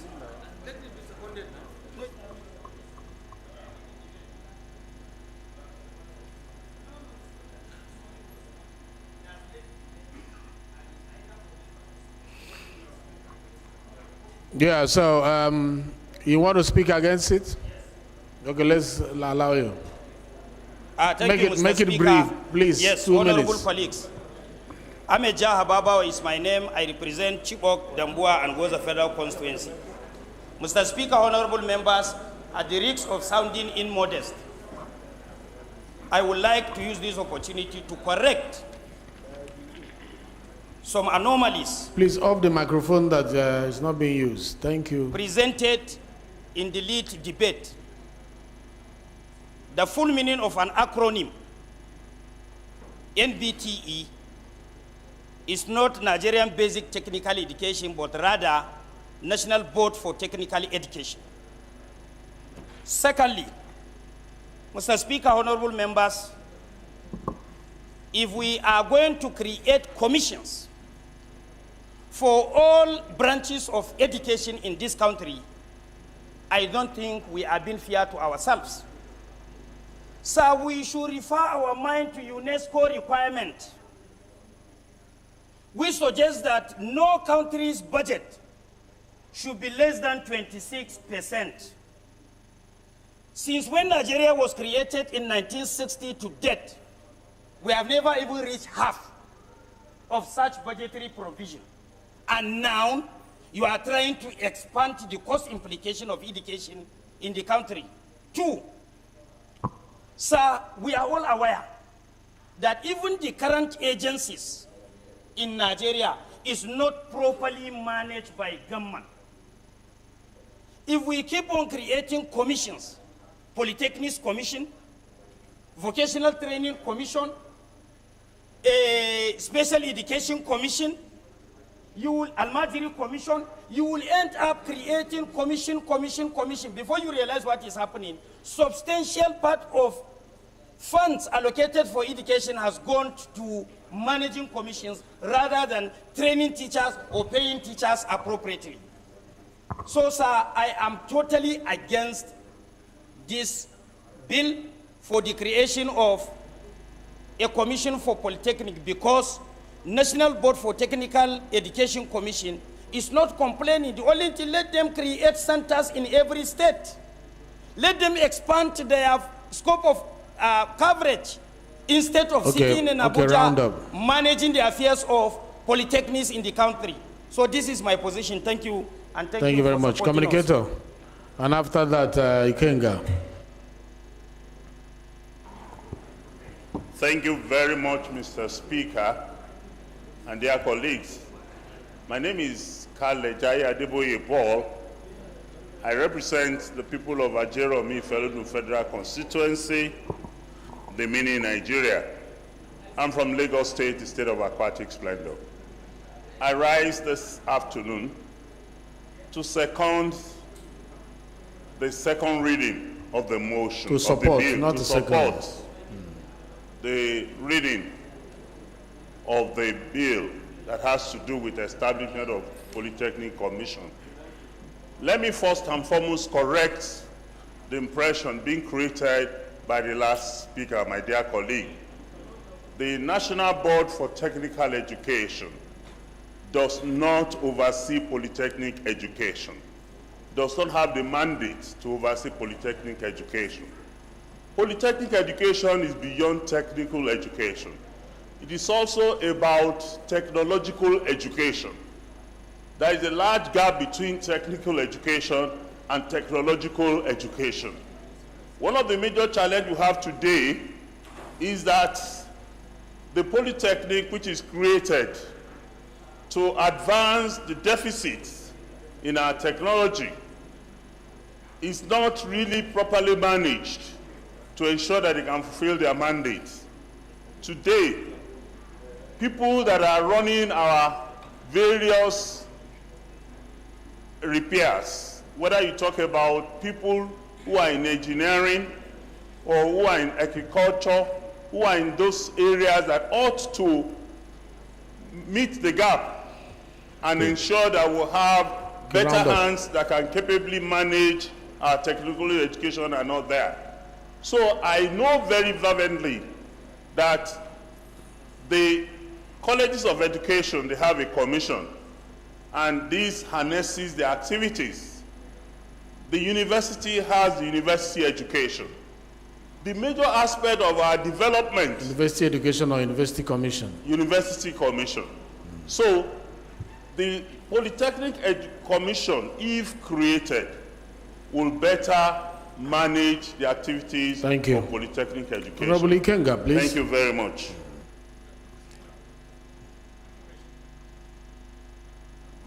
Thank you, Mr. Speaker. Mr. Speaker, going by our legislative agenda, which Chief Honorable Idugariwe was among those who worked hard for it, we focused that part of our legislative agenda would be on reducing cost of running government, and also going by the recommendation of the Steve Orasenya report on trimming down some of these polytechnic and some of these agencies to make them more efficient. I think we can amend either the National Board for Technical Education or the University Commission Act to make provisions for proper regulations of the Polytechnic. The Polytechnic is presently being regulated now because there's an agency that recognizes their establishment every time. I don't think it's right each time we have problems, we keep creating commissions and agencies. In education alone, we have State Fund, we have UBEC, we have what sort of agencies we have created, but still the level of education in this country is low, including the funding.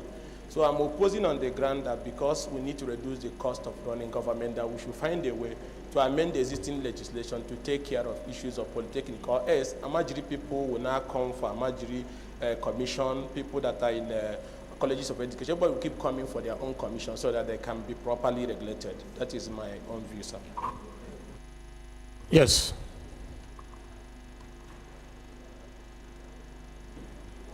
Thank you very much, Mr. Speaker. My name is Boyega Isiaka. I represent the people of Yewa North, Imekoa from Federal Constituency. And by the leave of this House, the chairman of Federal Polytechnics and Higher Technical Education. I want to stand up to support fully this bill as ably presented by Honorable Enwo Igariwe.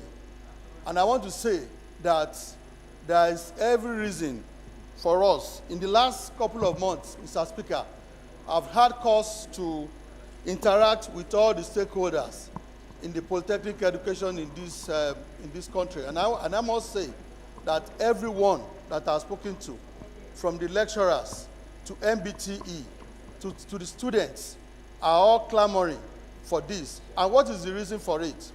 It is to further manage the polytechnic education so that all the investments that we are putting in that sector, we can realize it.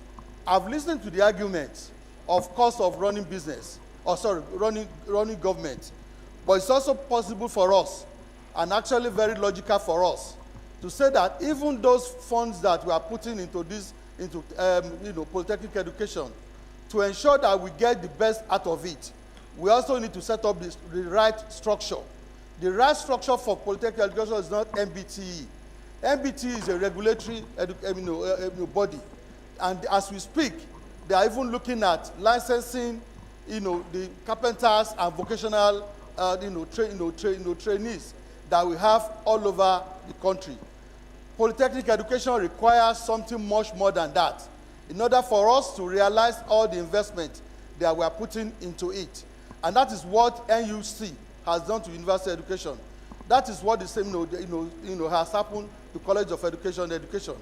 Polytechnic education that we have today, one of the reasons for the dichotomy that we have, that is creating a lot of ripples in our system today, is also because we do not have a commission that looks basically at the polytechnic education. So, Mr. Speaker and my colleagues, I think this is right.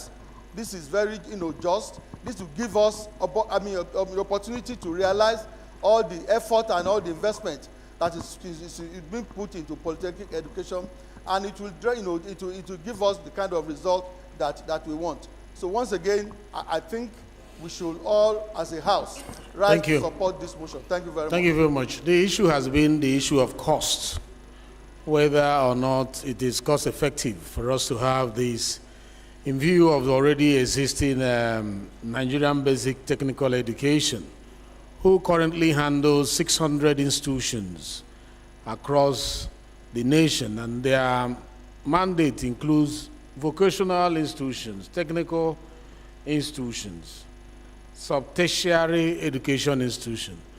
And we have agreed that Polytechnic is a tertiary institution, but it's being managed alongside sub-tertiary institutions and vocational colleges.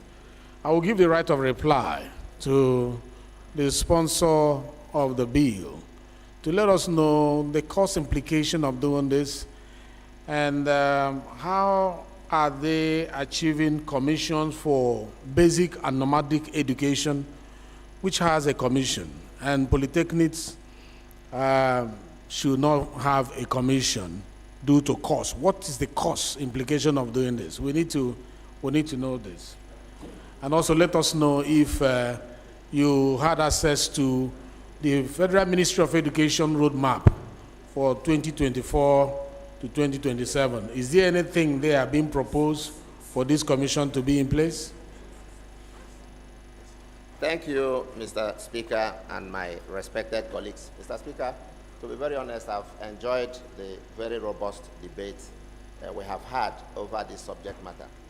As a matter of fact, Mr. Speaker, this bill is supposed to be... Please speak into your mic. We want to hear you. This bill is supposed to be an executive bill because it is on all fours with just what you said about the education roadmap 2024 to 2027. This bill is on all fours with it. It is about advancing technical education and de-emphasizing the theory things we have been doing all these years. So when we are talking about cost, nobody is thinking of establishing a university. All we are trying to do is articulate an appropriate framework for supervision, for regulation. For instance, the National Board for Technical Education we are talking about is oversighting over 600 other institutions. And unless we don't think polytechnic education, technological education, science education is important to this country, then we begin to think that to found a commission, a dedicated commission for such an industry like polytechnic education, that is the only time we'll begin to think it is expensive. Otherwise, I think it is something its time has come. It's even a surprise that we don't have a commission for polytechnics up till this moment. And it is a credit to this administration that they are thinking much more about technical education and anchoring it properly, because that is what this commission stands to do. It is to anchor it properly. I'll be very surprised if any serious supporter of this government will be against this kind of bill, which is aimed at advancing technical education in this country.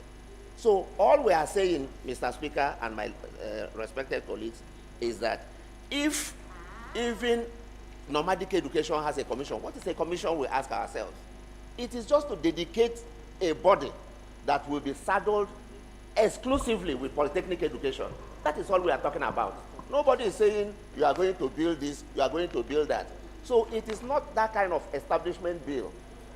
It is not whenever you mention nomadic, the blood of Kumo pumps up. I saw how it's do I heard you say even nomadic? No, I didn't say even. I said also. I didn't use the word even. I said also. That is including. I say including nomadic education.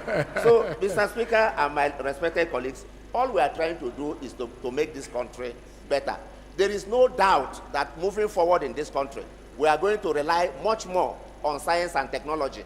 And we can continue to do that by making the mistakes of the past. Right of reply has expired. I'm just asking our colleagues to look at it dispassionately and know that it is in the better interest of this country that we have a dedicated commission for universities. We also have for polytechnics. In this country, if you are not a graduate from a university, the next thing you are is a graduate from a polytechnic. These are the two competing degrees we have in this country. Okay, I think you have made your case. How can you have one for university? The Federal Ministry of Education will be very happy with you. Thank you, Mr. Speaker. Let's ask the question. Those in support of this that will be read the second time, say aye. Aye. Those against, say nay. The ayes have it. This bill is referred to Committee on Federal Polytechnics and Higher Education, Higher Technical Education. Please, clerk, read the long title of the bill. Right, Honorable Speaker, honorable members, a bill for an act to establish National Polytechnic Commission to supervise, regulate, and coordinate polytechnics and for related matters. Second reading. Most distinguished colleagues, the third order of the day is commencement of debate on the general principles of a bill for an act to establish Federal Vocational and Entrepreneurship Institute, Okota, Oshodi, Lagos State, and for related matters. And this is standing in the name of Honorable Jesse Onwakosile.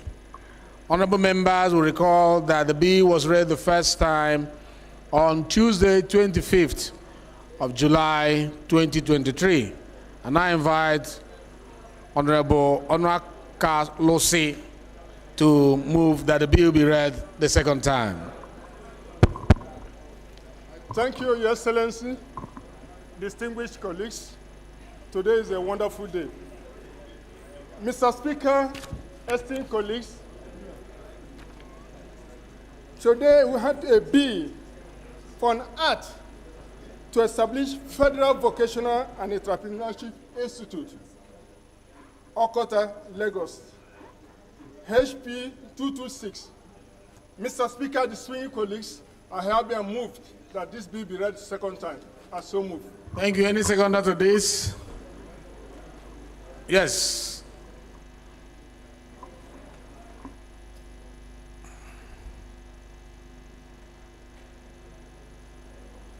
Thank you, Mr. Speaker. My name is Honorable Mudashiru Lukman, representing the good people of Iwo Ayedire Olaoluwa Federal Constituency. I rise this afternoon to second that the bill HB 226 should be read for second time. I show second, Mr. Speaker. Those in support of this bill, this motion, say aye. Those against, say nay. The ayes have it. Please move your motion, but make it very brief. It's an establishment bill, so let's not waste time on it. Yes, thank you, Mr. Speaker, distinguished colleagues. I lead a debate on the bill to establish the Federal Vocational and Entrepreneurship Institute, Okota, Lagos. Mr. Speaker and distinguished colleagues, this bill is premised on the harnessing of skills baptized with entrepreneurship with ultimate goal for productivity. Ocho, the Solo local government area has a population of nearly 2.5 million, of which about 56% of our youth.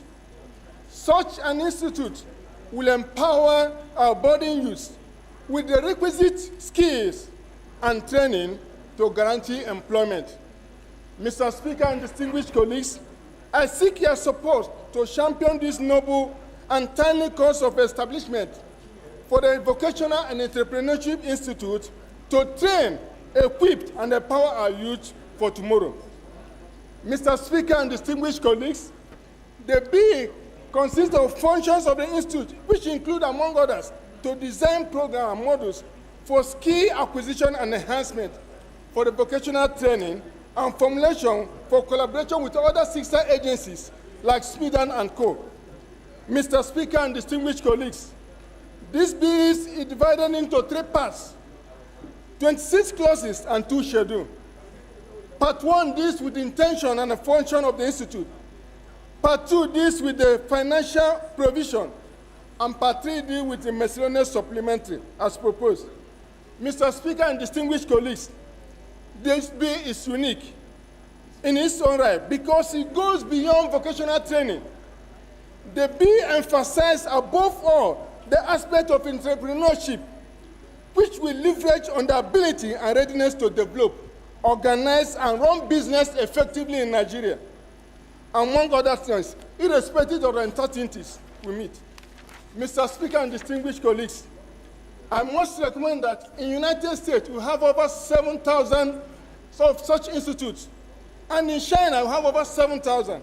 In Egypt, we have over 1,237 of such institutes, where the emphasis is training, equipping, and emphasizing on it. Round up. Mr. Speaker and distinguished colleagues, I have urged us to support this noble goal so that we're not only training, we emphasize on entrepreneurship. At the end of the day, get more of our youth employed. I so move. Thank you for all this as we support this bill. Say a straightforward bill. Those in support of this bill that it be read the second time, say aye. Aye. Those against, say nay. The ayes have it. The bill is referred to Committee on Federal Polytechnics and Higher Education.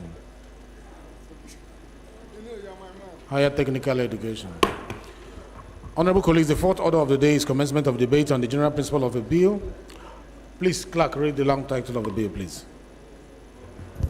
Right Honorable Speaker, honorable members, a bill for an act to establish Federal Vocational and Entrepreneurship Institute, Okota, Oshodi, Lagos State, and for related matters, second reading.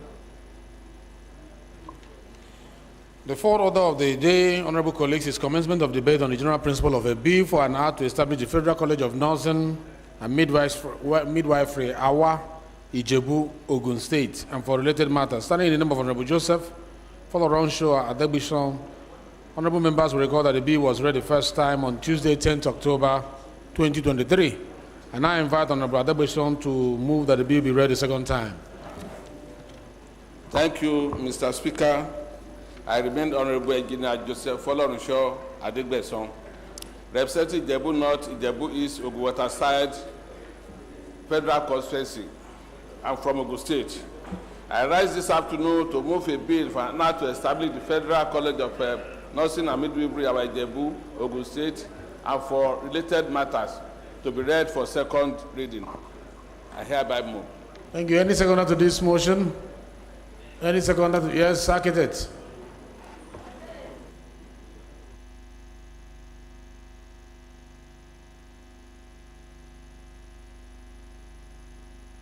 Architect Austin Asuma Chado. I represent the good people of West Federal Constituency of Benue State.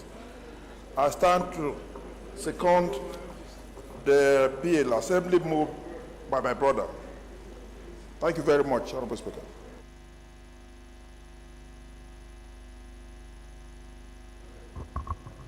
Thank you very much. Those in support of this motion say aye. Those against say nay. The ayes have it. Please go straight to the bill, and it's an establishment bill, so just thank you. We know what the institutions have to do. Just 1 minute, please. Thank you, Mr. Speaker, the respected colleagues. I rise to move a lead debate in support of the bill and act to establish the Federal College of Nurses and Midwifery at Ijebu, Ogun State, and for related matters. Mr. Speaker, honorable colleagues, I have the honor to lead the debate in support of the bill for an act to establish the Federal College of Nursing and Midwifery at Ijebu, Ogun State, to provide training and research in nursing, midwifery, and other specialties of nursing, leading to the award of professional certificates, diploma degrees, and other post-basic certificates, and to make provision for the general administration of the college and for related matters. The objectives of the bill include to provide the legal framework to the establishment of the college, provide for the day-to-day administration of the college, to provide the facilities that will encourage research in the field of nursing, to provide an avenue for continuing education for training, midwifery, and related field of nursing. Ensure the college run in conformity with the international best practice. Provide such service that are necessary and incidental to the thank you. objective of the college. Thank you very much. It's a straightforward bill. You can see it. You can see it. It's an establishment bill. Let me go at least conclusion and everything, Mr. Speaker. At least it's let them hear me at home.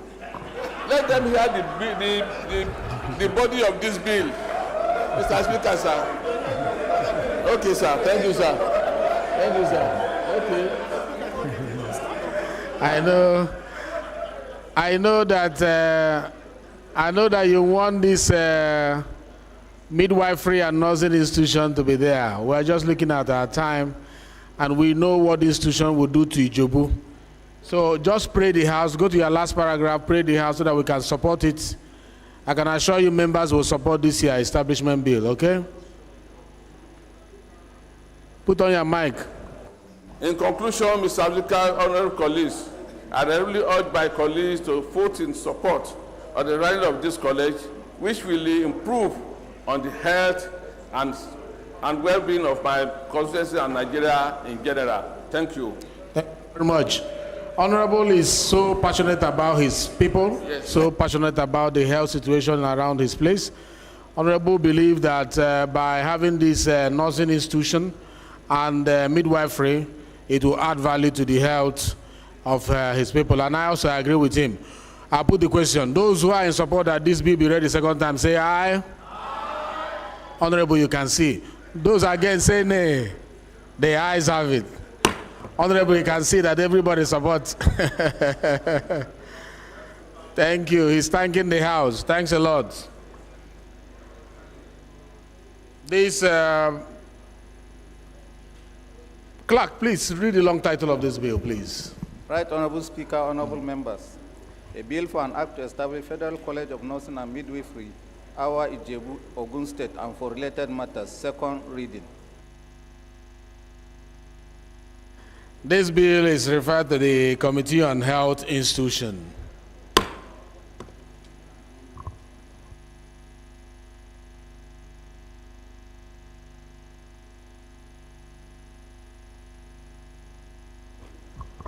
Let's have a few announcements before we'll just rush into the motions on notice, which will be just the prayers, and we'll leave here. The target is for us to leave here around 2 o'clock.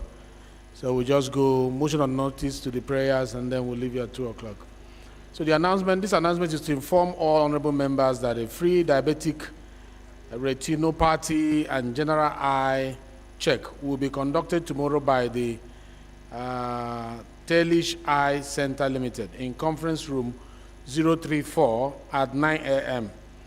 Those who want to check their eye should be there by 9 a.m. 034. If I knew I wouldn't have checked my own yesterday, I checked it yesterday. I would have waited till tomorrow to check it. So I encourage you to be there to have your eye checked because of the much reading that we do. And the announcer is our own clerk, Dr. Yahaya Danzaria. The second and the last announcement is inauguration ceremony of the House Representative Committee on the review of the Constitution of the Federal Republic of Nigeria.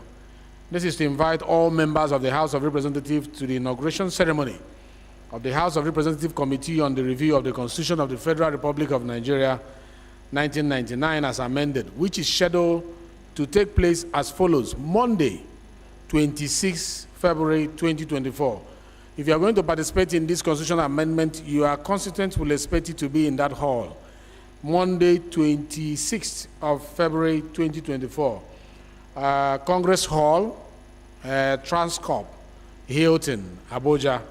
We have invited all the stakeholders, and it will be good that the major stakeholders, which includes you, be there, and those coming from your state will see that you are in that room on that day. The event is expected to usher the House into a period of intense national engagement and conversation where relevant stakeholders and members of the public will make input towards accomplishing consensus on outstanding and contemporary constitutional debate to timeously deliver on citizens' expectations of amendment to the Constitution.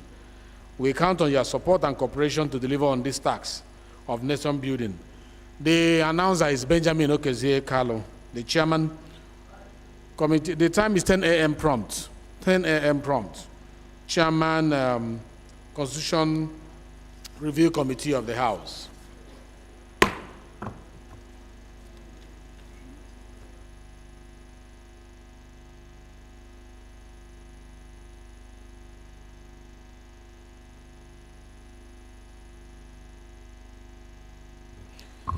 The fifth order of the day is a motion on rescission of the House Resolution 3202-2024, standing in the names of Honorable Wifer and Honorable Solomon Bob. Honorable Wifer, who is not there, will be replaced by the deputy. You are invited to take this motion. Thank you, Mr. Speaker. Thank you, distinguished colleagues. I am Bel Isa Ambarura, member representing Ilela Gwadaba Federal Constituency from Sokoto State.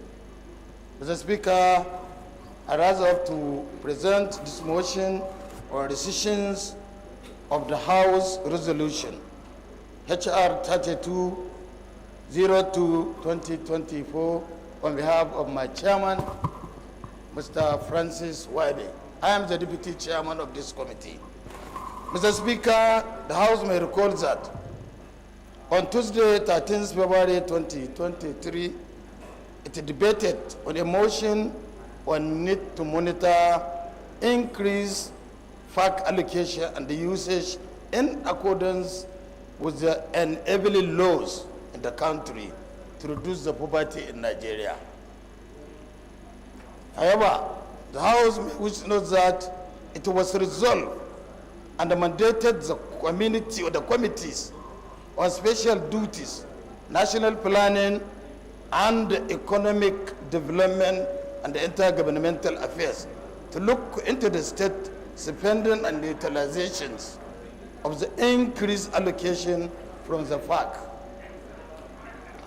Note that the subject matter of the motion is not within the powers of the National Assembly to legislate, and hence the motion for the rescissions. Resolved, Mr. Speaker, is to resign its resolution HR 3202-2024. I so submit, Mr. Speaker. Thank you, distinguished colleagues. Any seconder to this motion? Yes, sir. Mr. Speaker, honorable colleagues, my name is Husseini Mohammed Jallo, representing Igebe Federal Constituency of Kaduna State. I hereby second the motion heavily moved by my colleague. I so second. Thank you. Okay, those in support of this motion say aye. Those against say nay. Objection to the motion for rescission. Okay, let's hear what you have to say on that. Make it brief. Was that your motion? Yes. Okay, let's hear you. Mr. Speaker, distinguished honorable colleagues, my name remains Ademori Aliukuye. I speak for the good people of Shomolu Federal Constituency, and I'm from Lagos State. Mr. Speaker, I rise to oppose the motion for the rescission of the resolution of the House, rightly taken on the 13th of February, 2024. Mr. Speaker, this is more of a constitutional matter, and I'm happy today that a legal luminary is acting as a speaker today, sir. Mr. Speaker, in opposing this motion, I refer the House, Mr. Speaker, and my colleagues to Section 2, subsection 2 of the Constitution. It says from Section 1 that Nigeria is an indivisible, indissoluble, sovereign state. And 2.2 provides that Nigeria shall be a federation consisting of states and a federal capital territory. Section 3 of the Constitution lists out those states that constitute the federation. Mr. Speaker, distinguished honorable colleagues, an injury or a crisis in one of those states is a crisis that is happening in Nigeria. Mr. Speaker, out of my concern for the cries and the pains of Nigerians, I moved that motion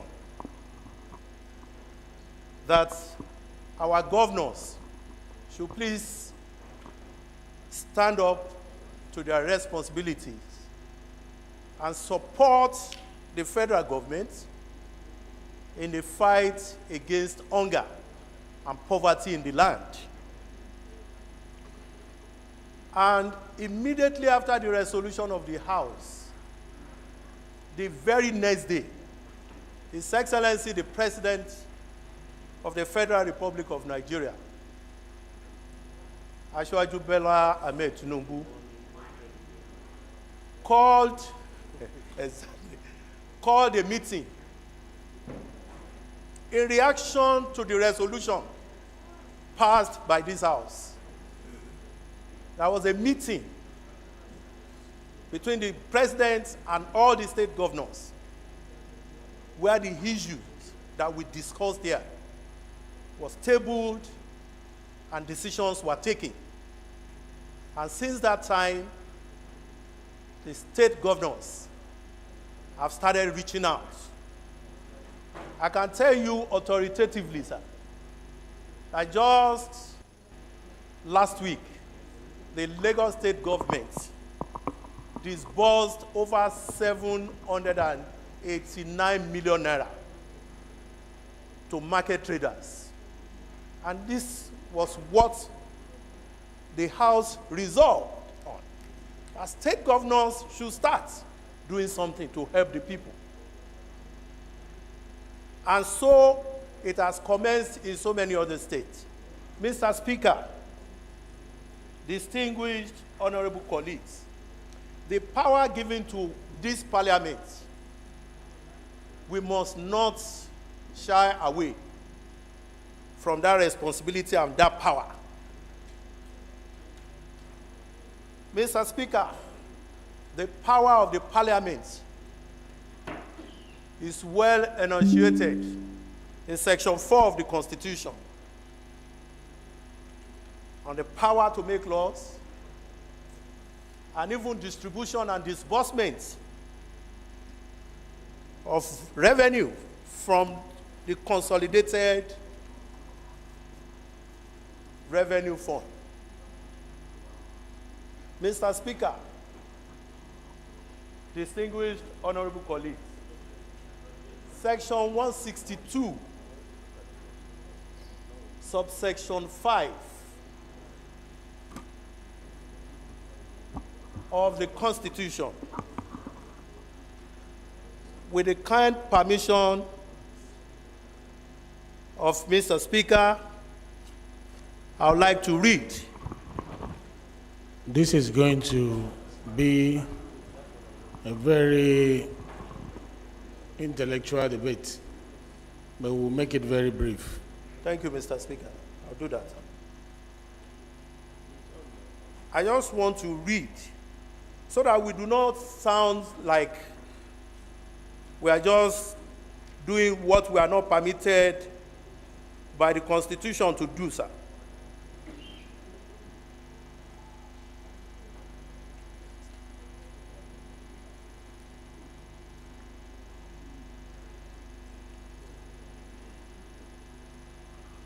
Mr. Speaker, honorable colleagues, Section 162, subsection 5, says that the amount standing to the credit of local government councils in the federation account shall also be allocated to the state for the benefit of local governments on such term and in such manner as may be prescribed. You have a minute to round up. You have a minute to round up, please. Okay, sir. I'll just do that right away. Mr. Speaker, since the subsidy was removed,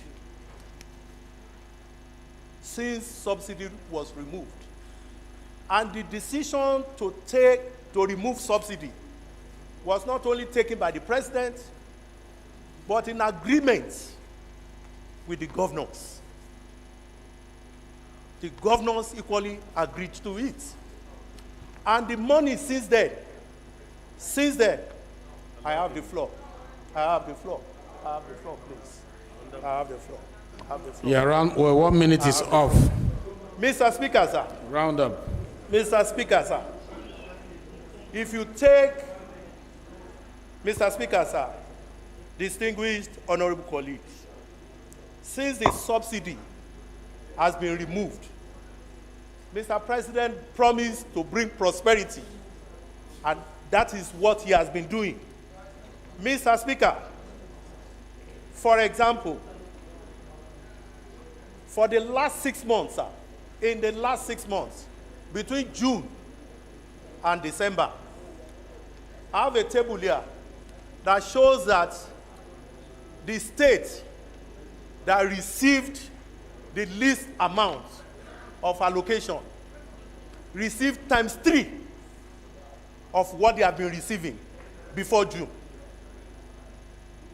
And Nigerians are clamoring that they are not seeing the effect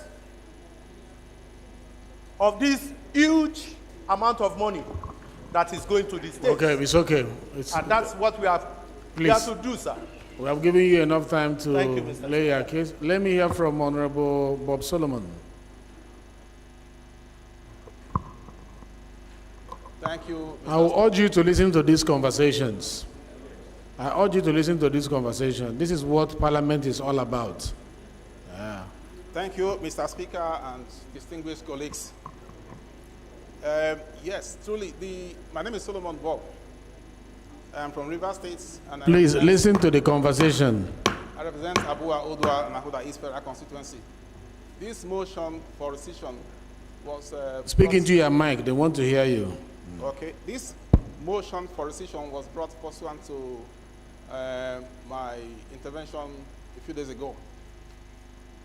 Now, I have understood Honorable Kuye, and a few days ago, I think Babajimi Benson also spoke in his favor. This is about process, not about aversion for corruption. Nobody here likes corruption. I respect Honorable Kuye very well. I've known him since Light Assembly, and I know his instinctual aversion for corruption. Okay? But there is no wrong way of doing the right thing. That is what this motion for rescission is all about. We don't have the powers. He cited section 162(5). Those sections deal with allocation. We are talking about looking into the state funding, state finances, expenditure. You can't do that. I direct your attention to section 88 of the Constitution. Let me read it to you.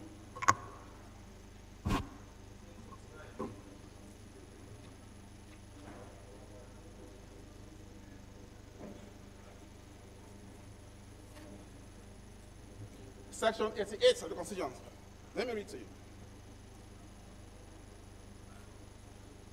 Subject 88.1. I will pay a lot of attention to paragraph A.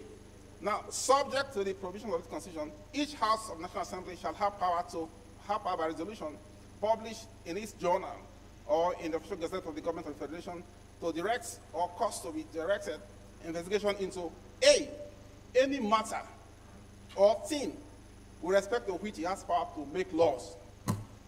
This House has power to make laws. That is, with respect to money, appropriation law, Appropriation Act, I beg your pardon. We have power to appropriate for the federal government. We don't have power to appropriate for the states. Under section 128, that is the job of the states. The states can appropriate for the state houses can appropriate for their state governments.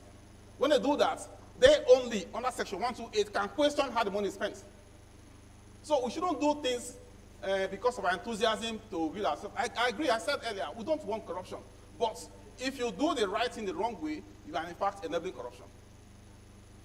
It's as simple as that.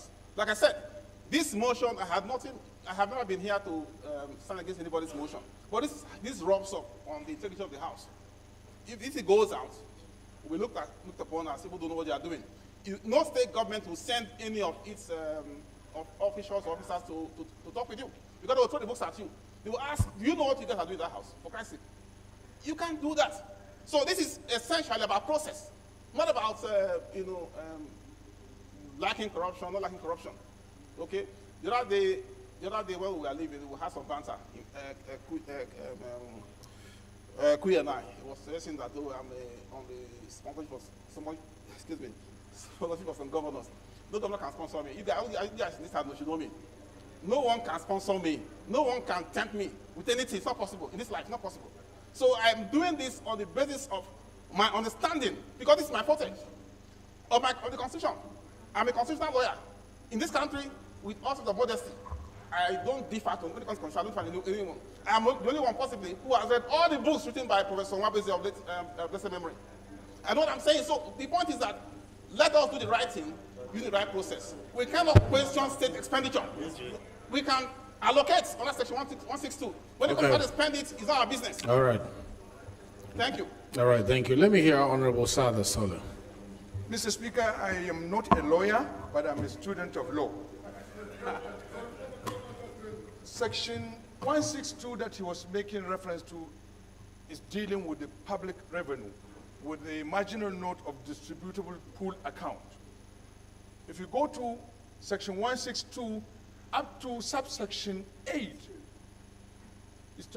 it's referring the entire that revenue, how they regulate it is referring to the state assembly.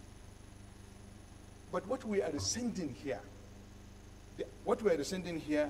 is the decision of the House where it mandated the committees of special duties, national planning and economic development and intergovernmental to look into spending and utilization of increased allocation to states. That's what we are sending, because we have no jurisdiction to look into the federal allocation to states and local governments. That's what we are sending, because it's not within our jurisdiction. The rest is semantics. I lay my case, Mr. Speaker. Thank you very much.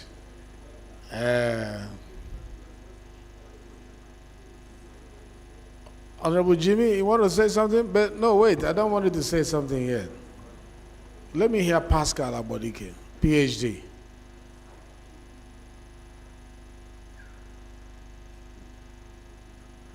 And after him, the next PhD will be speaking. Thank you, Mr. Speaker. Right Honorable Pascal Abodike. I represent the Federal Constituency. Mr. Speaker, I'm from Anambra State.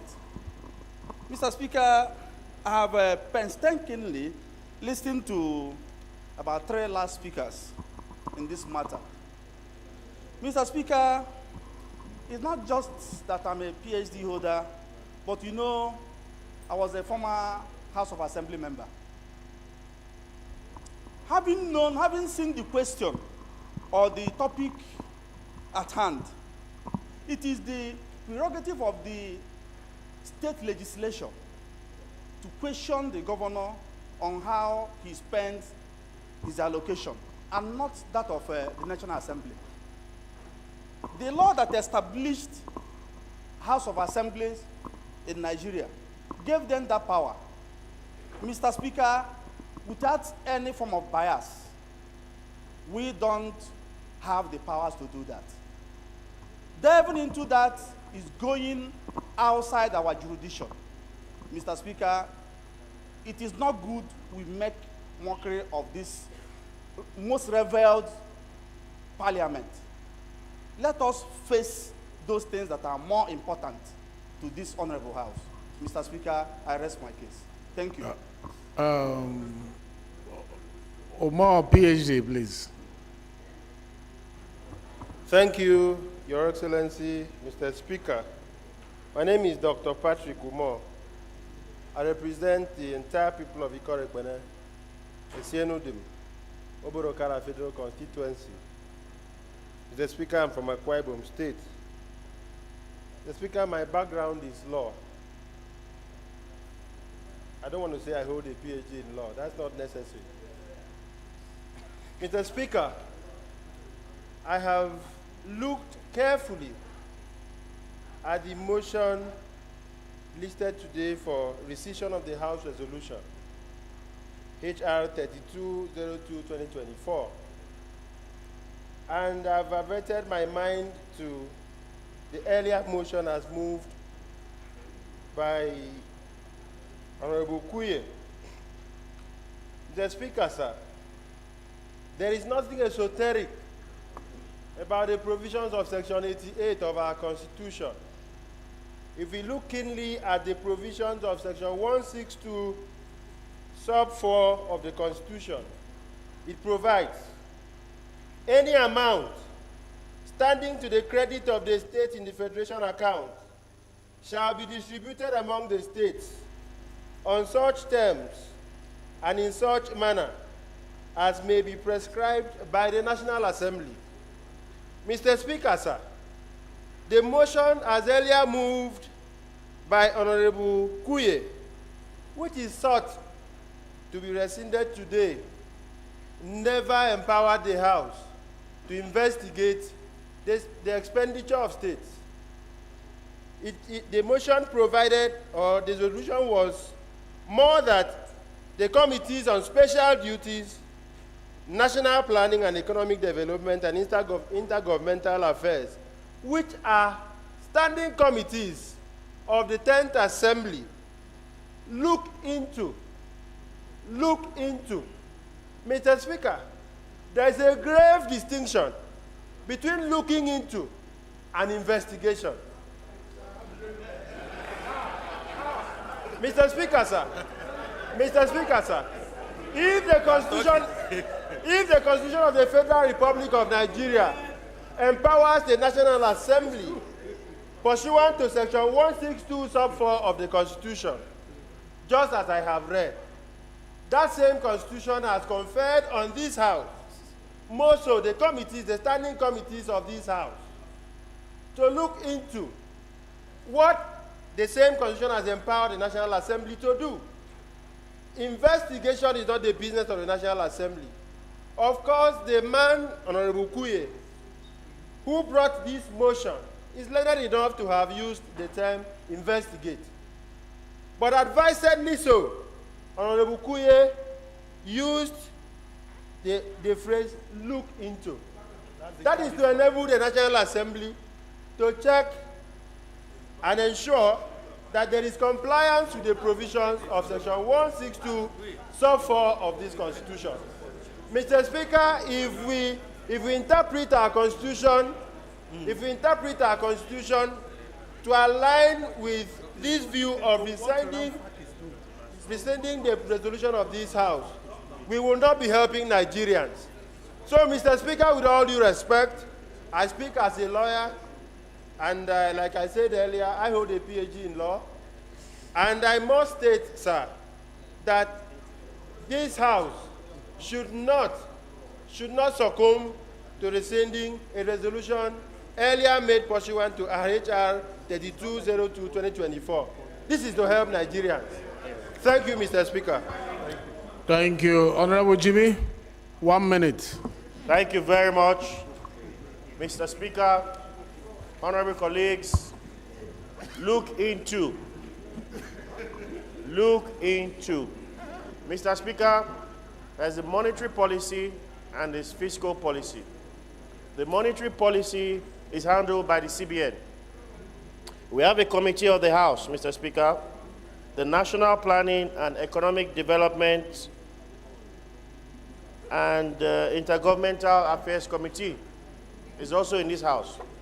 They need to also look into to ensure that the fiscal policies of government, federal, state, and local government are in consonance and they have a handshake with the monetary policy. So to look into, Mr. Speaker, is to look into whether these excess funds are being properly utilized to ensure that the fiscal policies are in tandem with the monetary policy. Mr. Speaker, we have a big problem in Nigeria. We have the economic hardship going on. So every step we take must ensure that that handshake exists. We need to look into the fiscal policies, the amounts of excess windfall that the local government, state government have. Not to investigate, but to look into to ensure that there's a handshake between monetary and fiscal policy. I so move, Mr. Speaker. Thank you very much. It's important that we put certain things clear. The provisions of Section 90 of the Constitution with regards to the responsibility of the House of Assembly is clear. Responsibility of the House of Representatives as captured in 88-89 is also clear. And we do reference to Section 162 as referred to by Umo, PhD.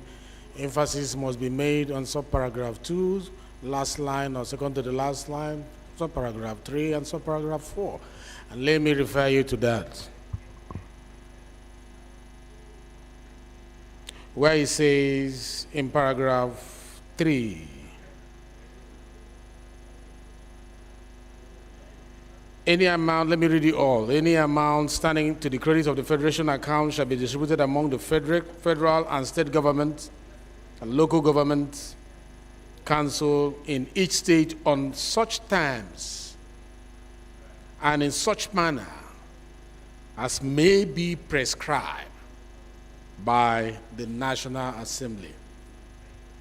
Prescription for the purposes of distribution, equitable distribution. I think to that extent, that is where our power stops. The emphasis there is that we determine, because we come together and agree as a whole federation, that the revenue formula should be in this. So we will determine the terms, and our job stops with the revenue mobilization and whatever agency to ensure that those terms and that formula is implied. Okay?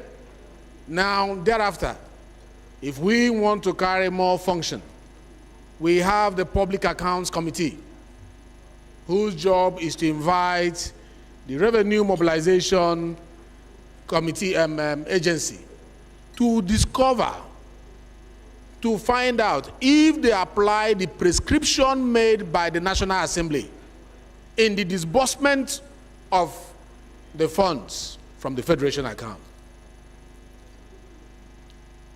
It is only to that extent that we can exercise such power.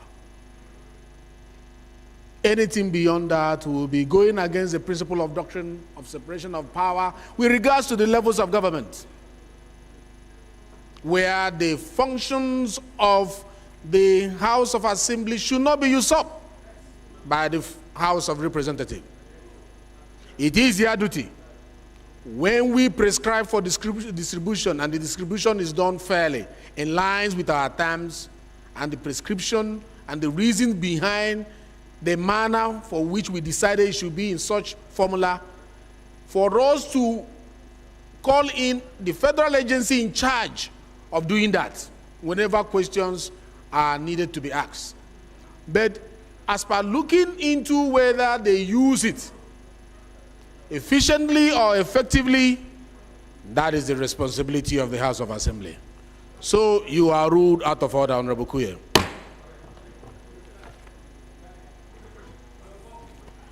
May I ask the question, those in support of this motion say aye. Aye. I hope you know the motion you are supporting. That the rescission be carried out. And those against say nay. Nay. The ayes have it.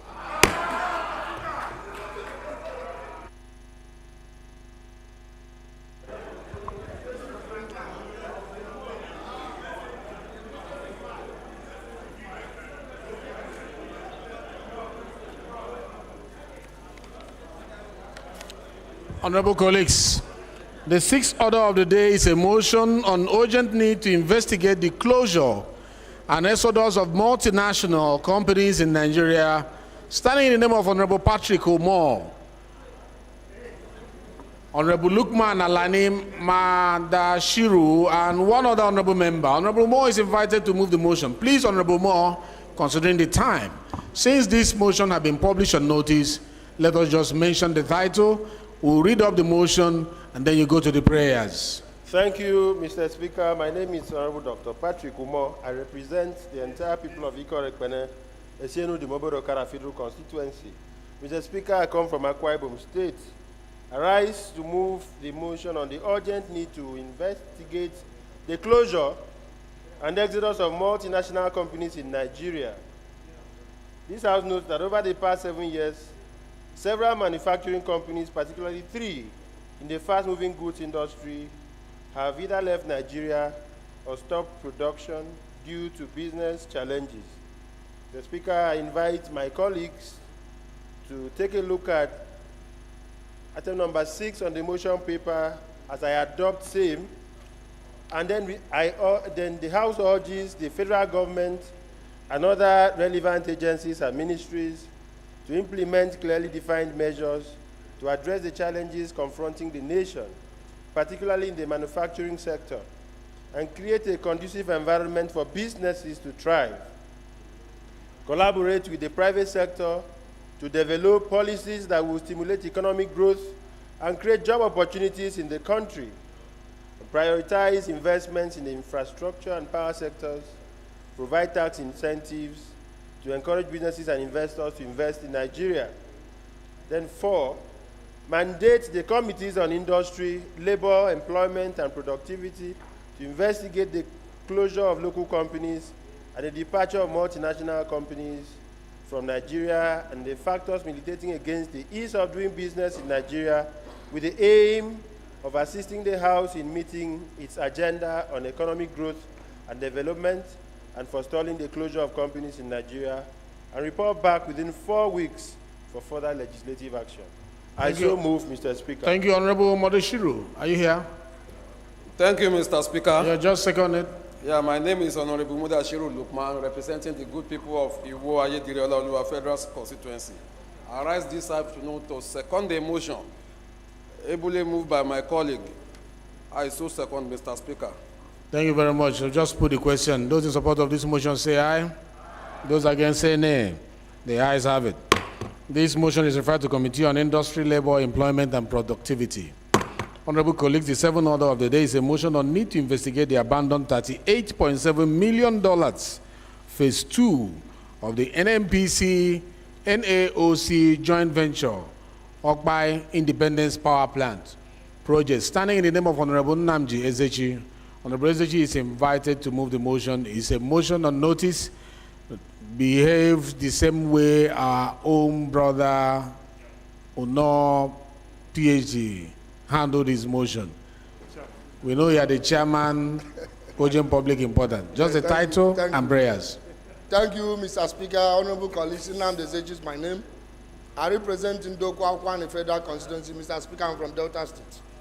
I rise here this afternoon to move a motion of the urgent need to investigate abandon, abandon of over $38.7 billion phase 2 of the NNPC Nigerian Ajiboye Company joint venture, Okpa Independent Power Plant in Delta State.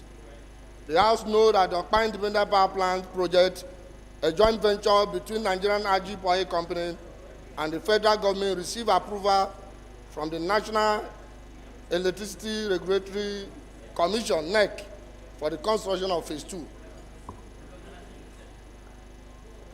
The House also aware that the phase 2 project has reached approximately 90% completion prior to abandonment by contractor Saipen Contracting Nigeria Limited and Nigerian Ajiboye Company Limited. The House also further notes the project site is in a grave state of decay, with billions of dollars worth equipment and turbine on use covered by grasses. I say you should go to your prayer. And taken over by scrubs. Go to your prayer. Mr. Speaker, the House resolve mandate the Committee on Power to conduct a comprehensive investigation into the funding and contractors, which include the Nigerian Ajiboye Company Limited and Saipen Contracting Nigeria Limited, to ascertain the impediment leading to the abandonment of the project and report back within 4 weeks for further legislative action. Mr. Speaker, honorable colleagues, I so move. Thank you. Seconder? Thank you very much, Mr. Speaker. I remain Honorable Dr. Engineer Sanubala, a fellow of the Nigerian Society of Engineers, and I stand to support the motion heavily moved by Honorable Nnamdi. I so second. Those in support of this motion say aye. Those against say nay. The ayes have it. Motion is referred to Committee on Power. The eighth order of the day is a motion on plight of retirees under the contribution pension scheme, standing in the name of Honorable Clement Jimbo. Honorable Jimbo is invited to move the motion. Please move according to the motion paper, the title and the prayers. Honorable Jimbo, please. Thank you very much, my Speaker and my colleagues. My name is Clement Jimbo. I still represent the people of Abak Etmekbo, Ika Federal Constituency.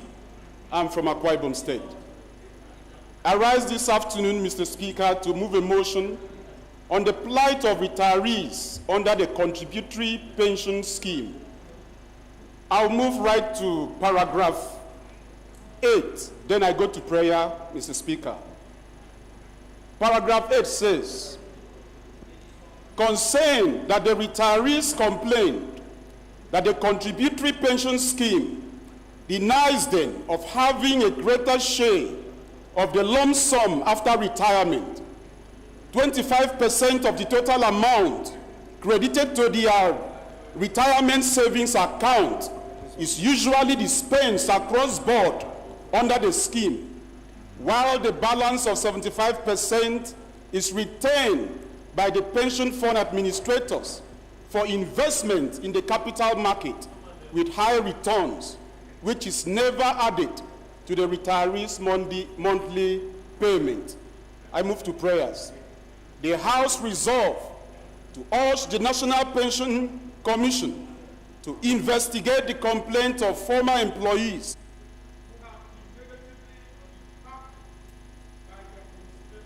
Put on your mic.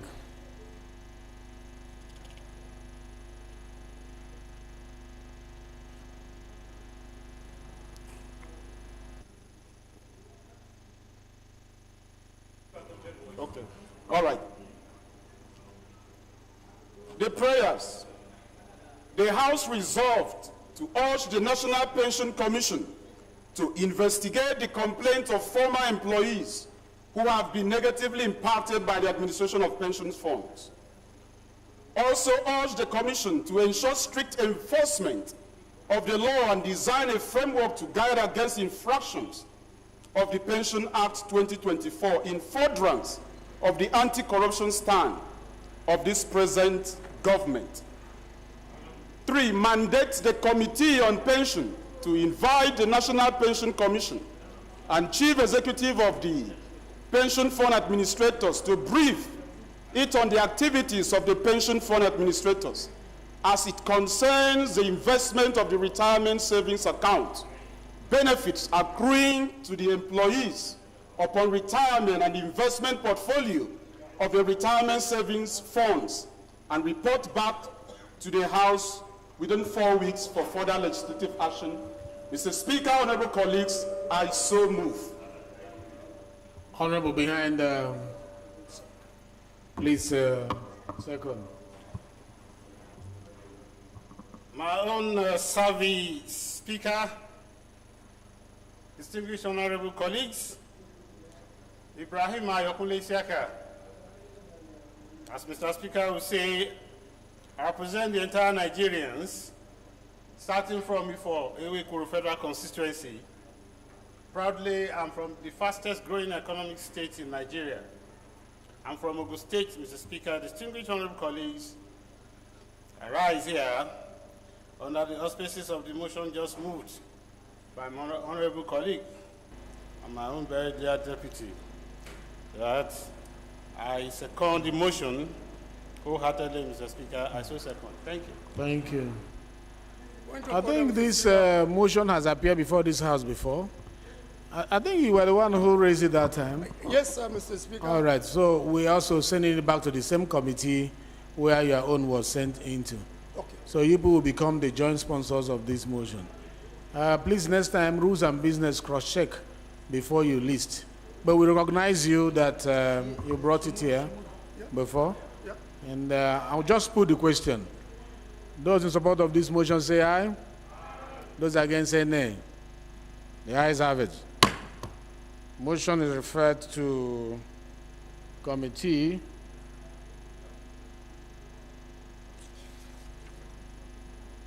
on pensions.